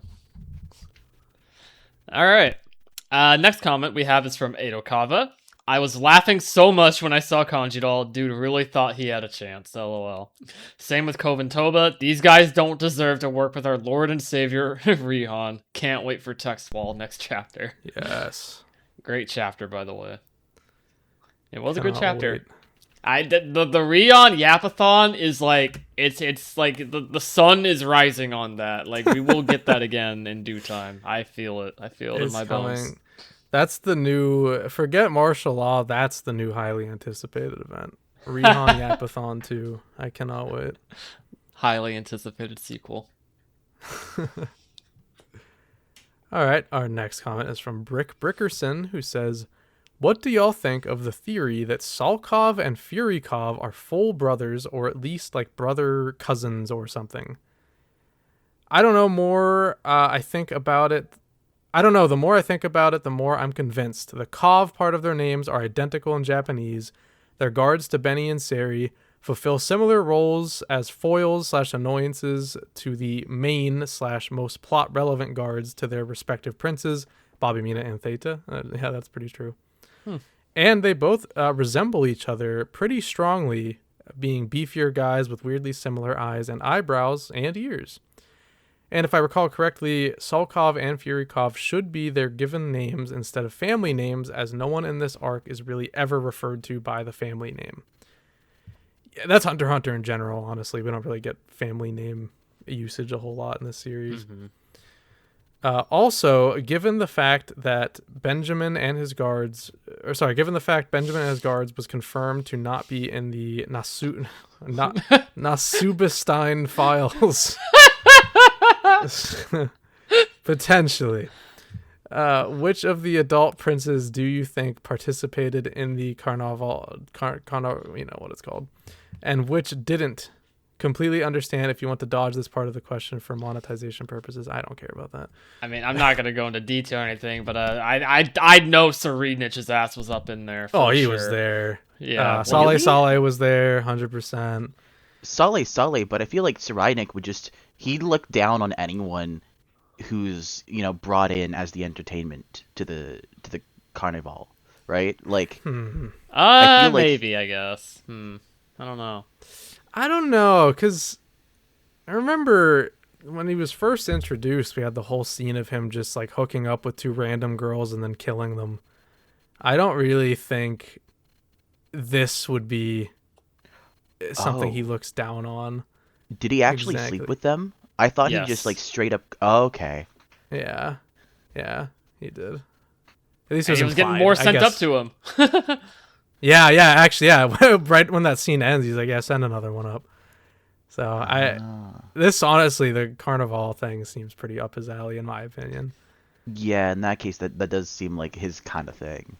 Unfortunately, well, I don't care about Serenus, whatever. But Tyson, I don't think would have been there personally, but who knows? I don't know what she's into. Yeah, I don't know. I guess. Valkenberg Okay. was not there. Serenich, Sale Sale, Loserus. Those are my answers. I don't know. I don't know if we know enough about Losers to make that call yet. Gut feeling on Loserus. I think he did though. I feel like Zhonglei totally would have been there too, though. Yeah. Oh, Zhonglei would have been there. Yeah, I think so. Probably Camilla too, honestly. I don't see why not. Yeah, she's a psycho. She's twisted. Do you think? But her guard really, like, her guard respects her, and she's got that Nen Beast, which is like kind of the idea of, oh, I offer you something, I provide, and then I get to control you in a way. So it's like, do you think she might sort of seem like she's against the carnivals, and that like her personal guard knowing that she went to them would impact their loyalty to her? Or do you think they don't care? It's hard to say because most of her guard are the have-nots, and they have such like a deep-rooted connection to the royal family as is. So I don't really know if like their loyalties are driven by her personality more so than just like, you know, fulfilling their stake for the government. But I don't know. It could go either way, really. Camilla, you know, as much as we think we know her, we really don't. That's a lot of the princes at this point. So I'm sure in the coming chapters we will learn more about her, especially because Benjamin is heading to her directly right now. So we kind of have to deal with her in some regard. Who's up next? Is it me? No, it's you. Wait, no. No, it's Blade. Me again. Blade yeah. Is next. Yes. Candidal was really aura farming last chapter. This is by Rex George Rodriguez 7620. Candidal was really aura farming last chapter, only for Ridge to beat the shit out of that aura.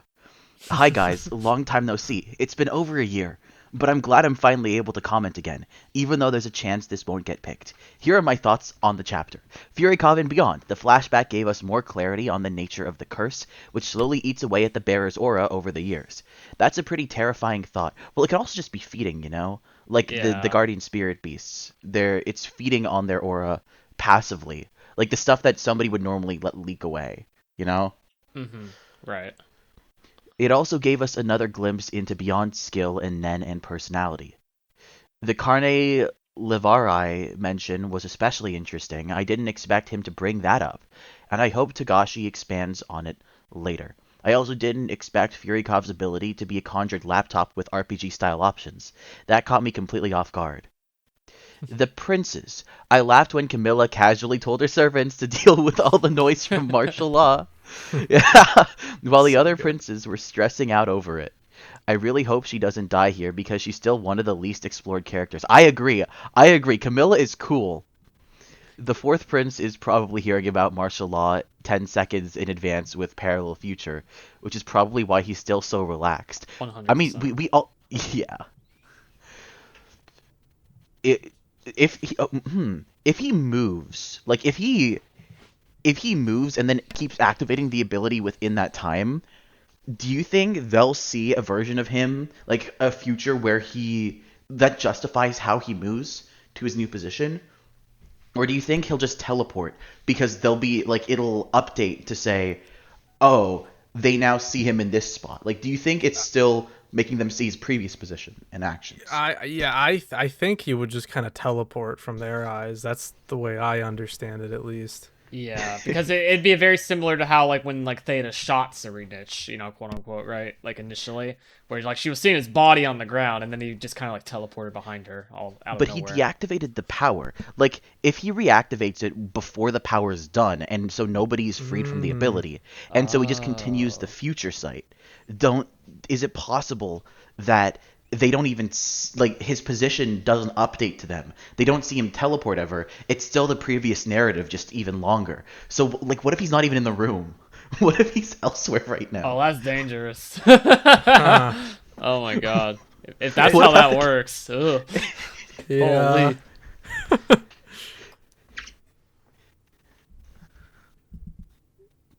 Oh wait.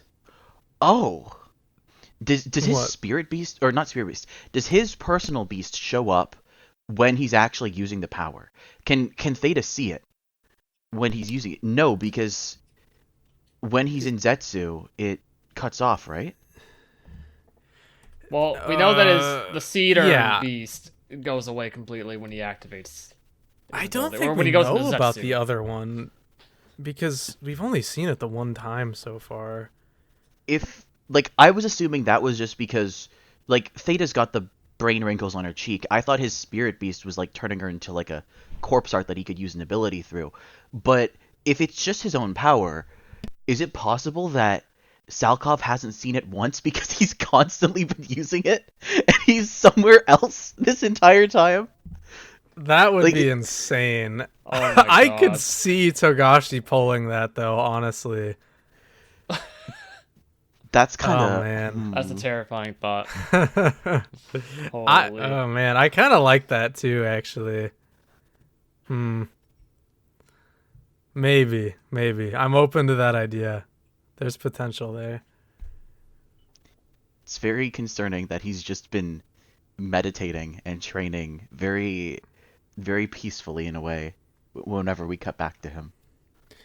Yeah, with Salkov, that's literally all he's been doing, as Yeah. far as I'm aware. I love Salkov's reactions to everything. Yeah, he's great. Should we care about this martial law? What the fuck? He's advancing so fast. I feel like a loser. Poor guy. He's going through it. He doesn't deserve this. And he's gonna get his ass beat. If they actually end up sparring, like he keeps saying, dude's dead. It's over. They might have already sparred and he just doesn't know. What? Oh wait, yeah, you're right. His consciousness that's still barely hanging on is perceiving everything as if nothing has happened. He's like on his deathbed. Yeah.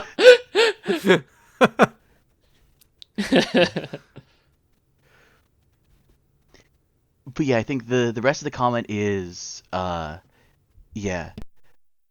The fourth prince is probably hearing about martial law 10 seconds in advance with parallel future, which is probably why he's still so relaxed. Loserus is still missing, and I'm wondering if Melody's group is behind it.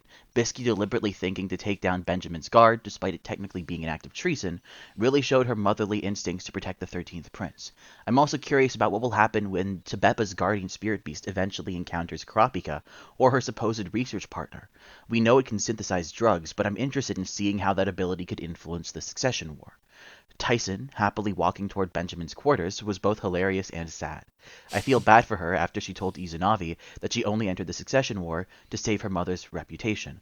I also don't think Kurapika's group will be in Benjamin's room because of the real Wobble switch.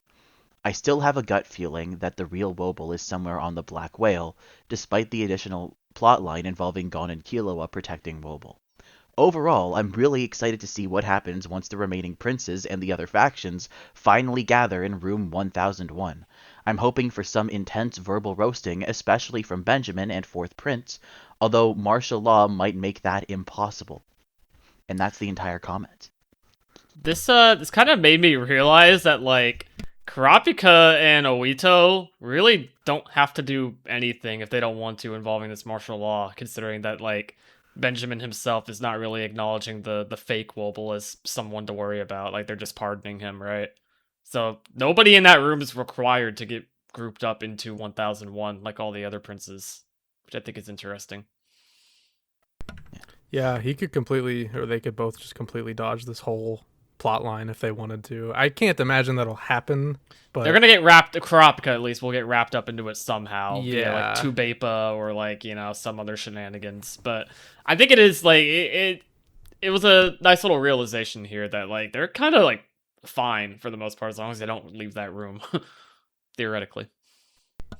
yeah.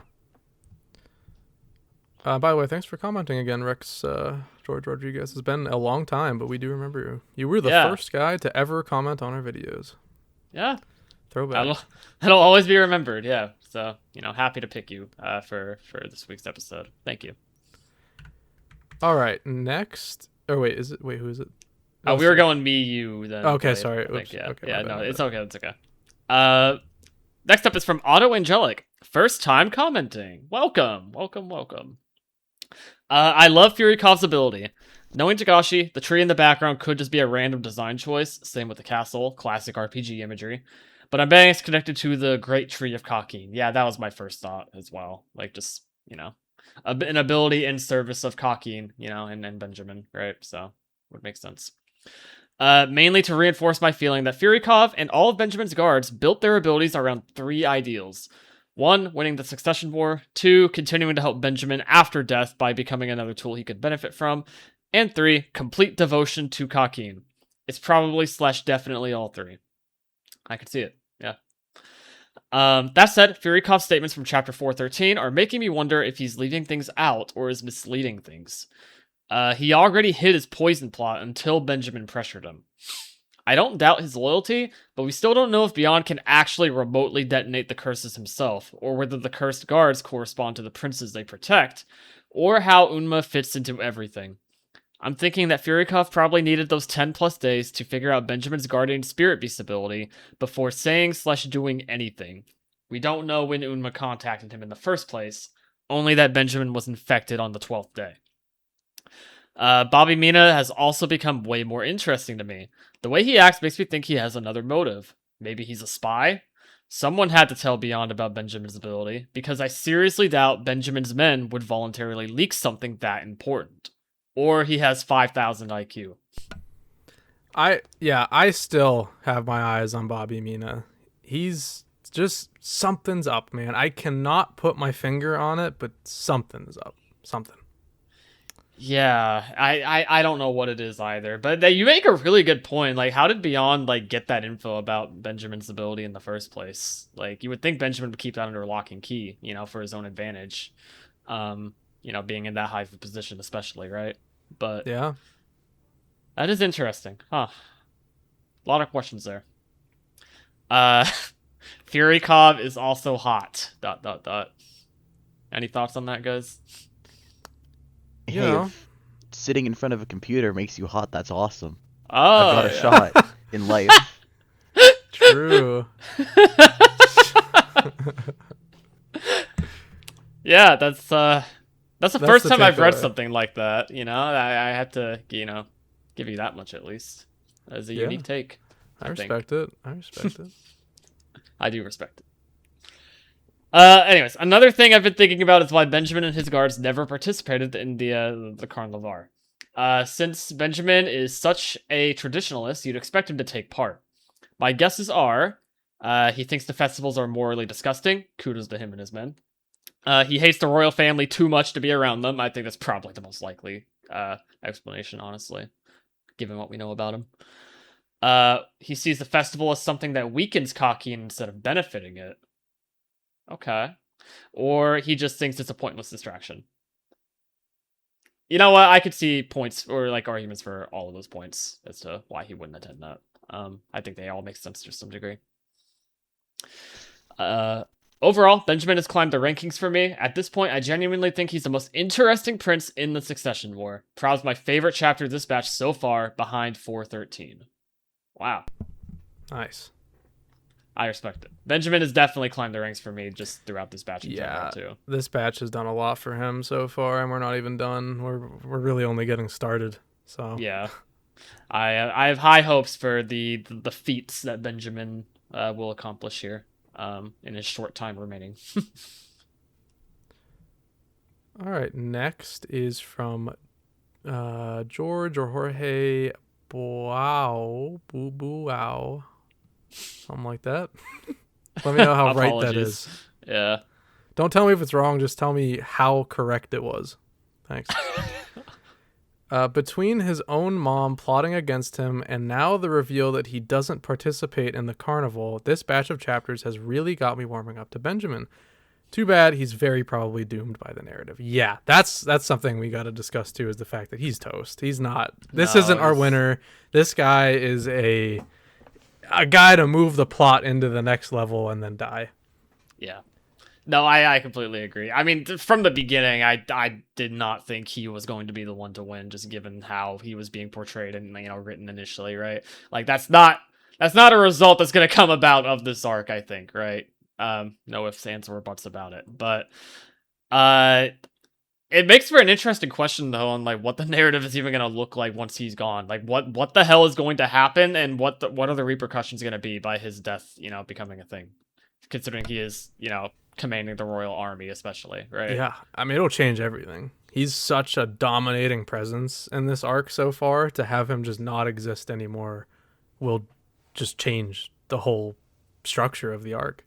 But now we have another little wrinkle in that, he has his fucking Nen ability or whatever, or like his Guardian Spirit Beast ability now. So it's like, is he gonna be like participating in the afterlife? Like, what's gonna happen here? He was so vague about the details. That was some crazy shit they dropped on us. I haven't been thinking about that, but I probably should. Yeah, because like I think like he is going to die, quote unquote, but like is he actually going to die? That's my question now. Yeah. Like his brother has an ability that lets him live past his physical body. Mm-hmm.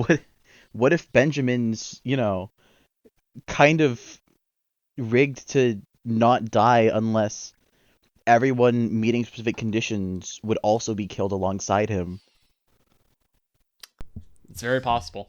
It's extremely possible, yeah. A lot of questions. We really got to touch back on a lot of those details, and we will, I'm sure, but it's a lot. So this is the one from K-Star64, right? Yep. Yes. Yeah. Ben has a lot of unfinished business, considering he only has Tebeppa and Tyson so far. Gonna be hard to locate the Mafia princes, find Halkenberg's consciousness, break into 113, kill Camilla and Seridnik, and potentially find the real Wobble before he dies. You better hope his other guards carrying out all of this are more competent and stick to the script better than Kaige. He has to do all of this in like 8 hours or some shit, right? Like, yeah, it's a lot. I mean, he's working overtime. He's on the move, obviously, but holy, how's he gonna do it? I don't know. Somehow, I mean, we've seen him again. We talked about it last week. We've seen him in 410 post meeting with Seridnik allegedly. So I mean, he makes it that far at least, which is surprising, honestly. Considering they have the whole kill each other on sight type of relationship. But again, I still think he's gonna think he killed him, but he didn't because of his inability. That seems so likely. Given the context of 410, I think that's probably what's going to happen too. But then that leads a bigger question to what the hell happens to Camilla. So we'll see. We'll see. Camilla's dead. She has to be. I don't see an outcome where she survives martial law. It doesn't. She's still got so much stuff to do, though. I know, but think most of the things that can be done by her faction will be done by her guards. I don't think we need her. No, but she's the glue. Yeah. She's especially to the glue. Especially relating to the have-nots. Yeah. Or yeah. I don't know. Camilla's so interesting. We gotta see I know more. she is. I don't see how this... The big thing for me also, though, is that like we don't know anything about her spirit beast still, for the most part. And we actually do. We know how it works. Well, we know how it works, explanation. But we haven't actually seen it active. And that's because obviously Camilla doesn't want to use it, right? Yeah. But like, wouldn't this be an argument for like being in that position in front of Benjamin, be an argument to like actually like use that, just like force to? I don't know. Just a thought. Well, can she consciously use it, or does it just happen for her? It would just happen, but she's suppressing it right now. So I guess you would have to stop suppressing it for it to be used. Mm-hmm. So it would be technically consciously using it in a roundabout way. Yeah, so I don't know. I feel like it's not going to be as cut and dry as just Benjamin goes in and kills her. Like, there's going to be more to it. No, I'm not saying that, but I think the end result of their encounter will be her death. but I don't expect it to be a quick thing.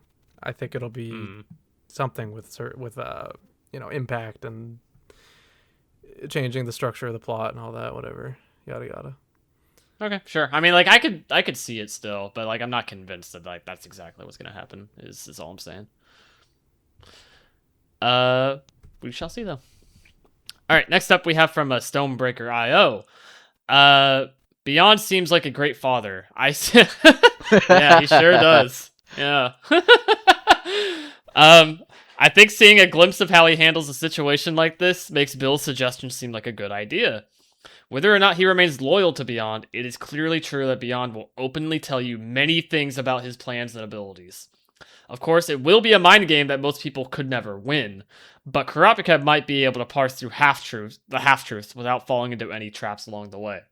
It's probably his best bet, because I don't think exercising the curse without knowing more about how it works is really an option after what we've learned. Yeah, a curse that's been festering for like 20 plus years.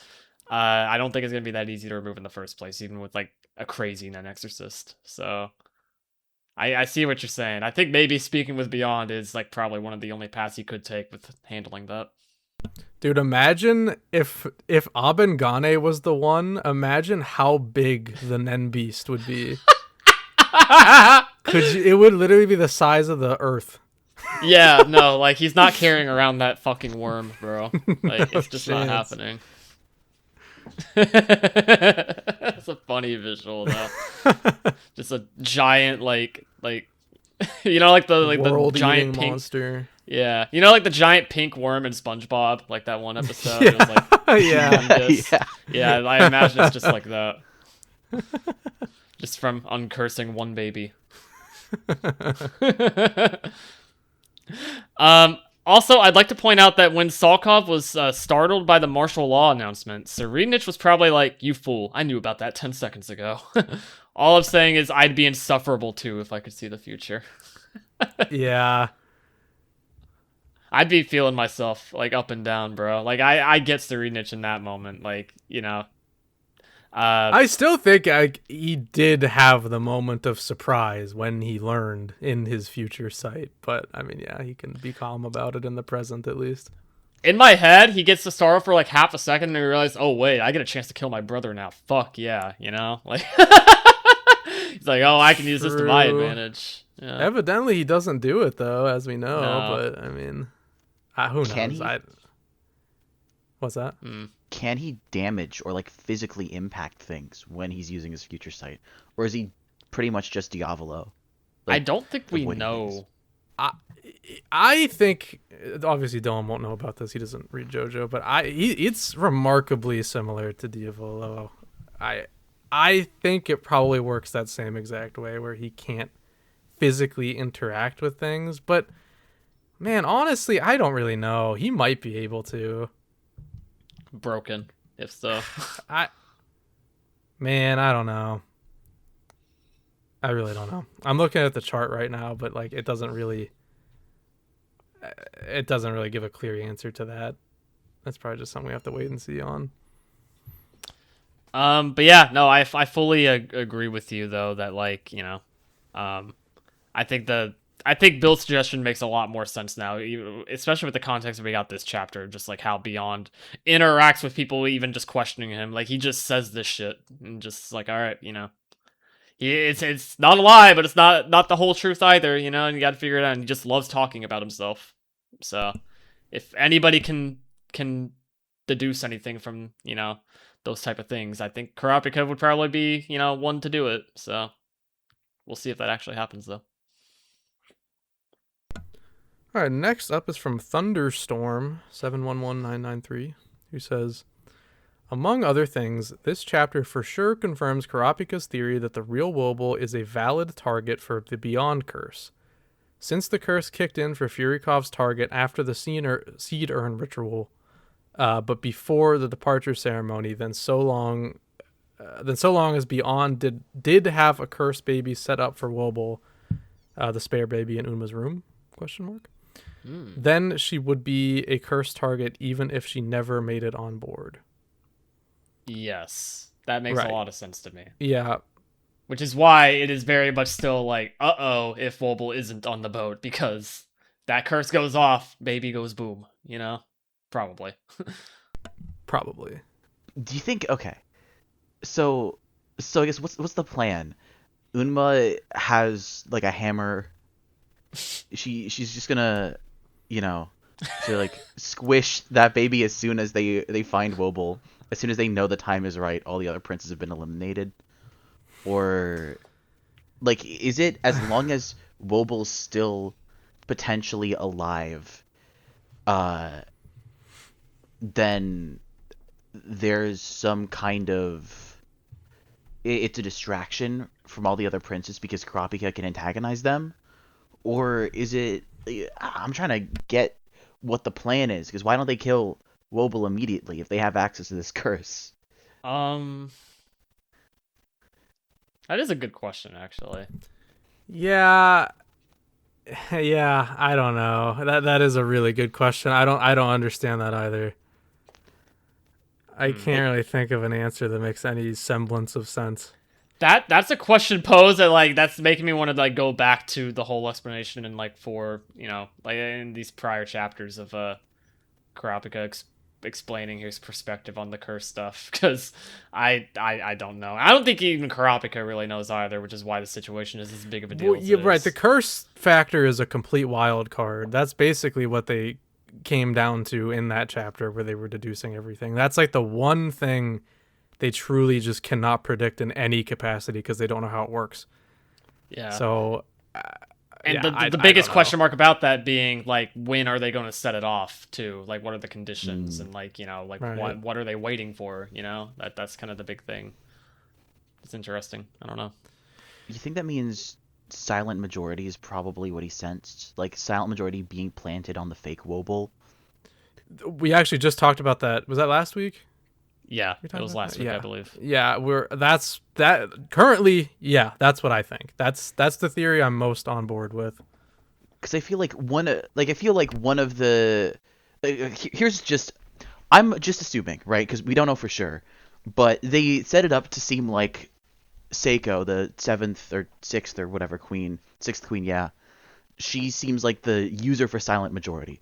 But the whole premise of it is like revolution and using numbers to corner somebody and snowball a path of like, oh, we are gaining more people and we are outnumbering, and like, but the person using the ability, the sort of the mastermind behind it or the foundation of it, they've got like this leadership role where it's they're not equal revolutionaries. There's just one person that's got more of a position of power in the group, right?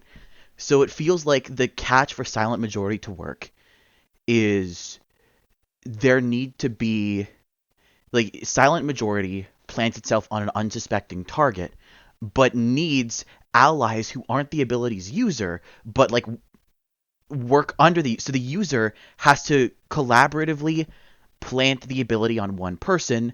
That person then finds a target who doesn't know about it, uh, curses them with the ability, so then they could sort of be 2v1'd by this person who planted it on them, and then silent majority in the space, which would then be used to uh, overwhelm or distract someone to to kill a target or up to 4 targets, right? And previously it was the sixth queen's assistants. It was one of the assistants who saw silent majority, but if the curse be even if they're the only person who can see it, if affecting them with the ability to see silent majority is a thing that has to like leaves a bit of a mark, then it would have been that one of the sixth queen's assistants planted it on this other assistant before they left those rooms to enter Kurapika's workplace, or enter Kurapika's study area. But then with Wobble, that could have been one of the sixth queen's informants, like the informant guard, uh, planting silent majority on the fake Wobble in that panel where Kurapika notices the curse because there are like those sketchy guards for the other queens right there in that very panel. And then that would have been, oh, he senses that Woble's been marked for silent majority, or the fake Woble, but then that fake Woble is the only one that could interact or see actual silent majority showing up, which nobody else does, so then like it unleashes an attack and kills some of the other guards. But it feels like the thing that lines up the best if Beyond's curse activated months before is that silent majority was just planted on Woble by the Sixth Queen's informant guard, right? So okay, the person you said Lowberry, the one you're saying was working with Seiko, the one that Our because Lowberry wouldn't have known, right? Lowberry, she was with Kacho. I don't think she had anything to do with Seiko, to my knowledge. She was just one of the the assistants in the room, and I mean But she's like in jail right now. she wouldn't have been the one. Like if there was an assistant that was more loyal to the queen than to one like the prince, then that Okay. one planted it on Lowberry because it would require two Okay, people. I see what you're saying. Okay. Yeah, that's I've never honestly thought about that at all. To be honest, my silent majority speculation doesn't run very far because I always run into a brick wall when I'm thinking about it. I don't know. It could be so many different things, and we've been speculating about it for like 10 years. Yeah. It gets exhausting. So I say this with so many different silent majority theories, but I could see it. It does make sense. These silent majority theories are running like deep now. Like There's people so have been thinking about this many. for way too long. I Togashi, know. please give us Togashi's got to crumbs. pull the trigger on that one soon. We got to shut up about it at some point. Even just like a couple of breadcrumbs, just like something, like eliminate half of these theories with like one sentence. Yeah, anything. We need it. But no, I like where your head's at on that one. That is pretty interesting. And it does sound very Togashi-like, which is why I'm kind of on board with it. Because it's sort of going back to the whole, like, what's the way to word it? It's like royal family corruption, like deep-seated plots running about, like the whole running as deep as the queens. I mean, there's a lot of that going on right now, especially with Unma.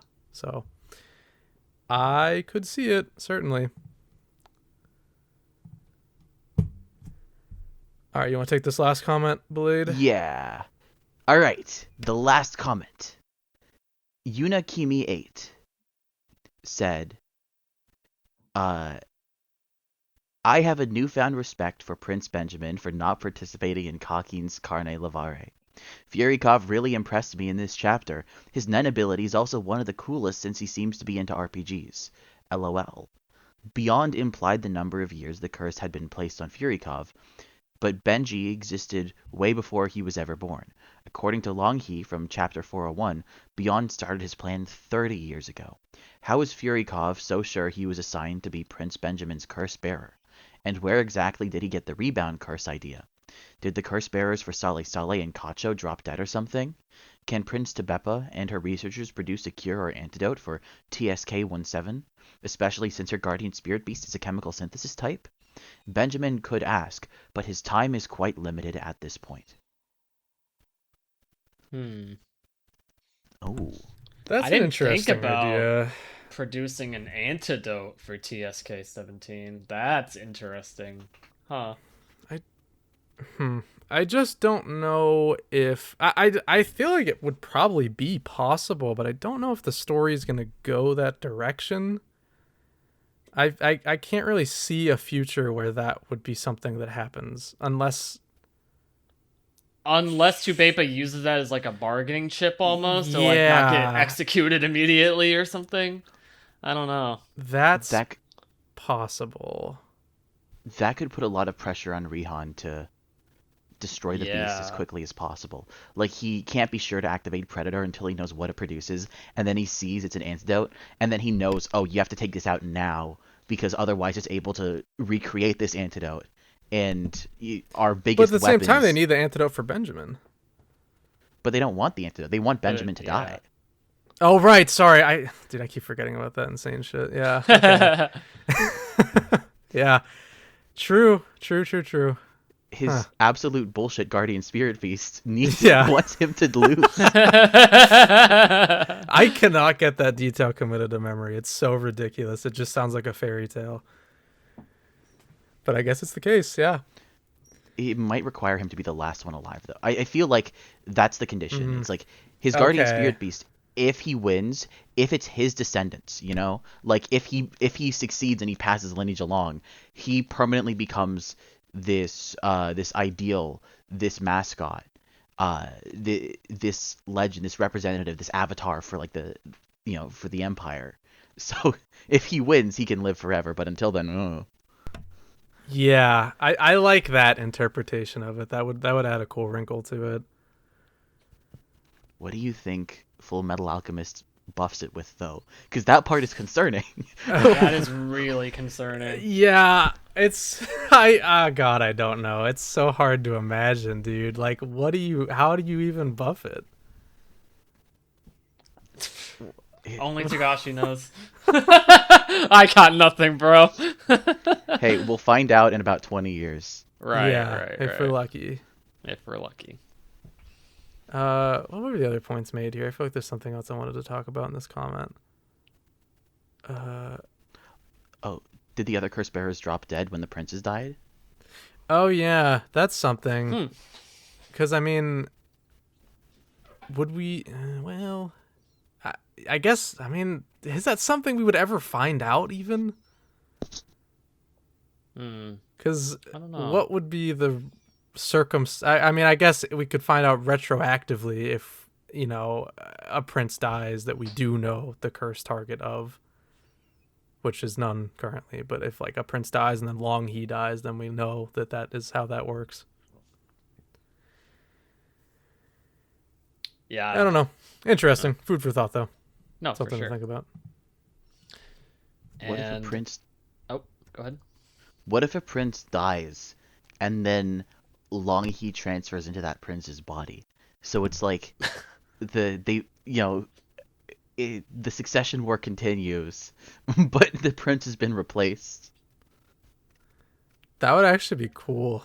I think that would be really interesting. I don't know how likely it is, but I feel like since they were successfully killed, that there's a low chance of that happening. Dude, it's honestly possible because that would technically put one like Beyond's bloodline into the royal family, sort of.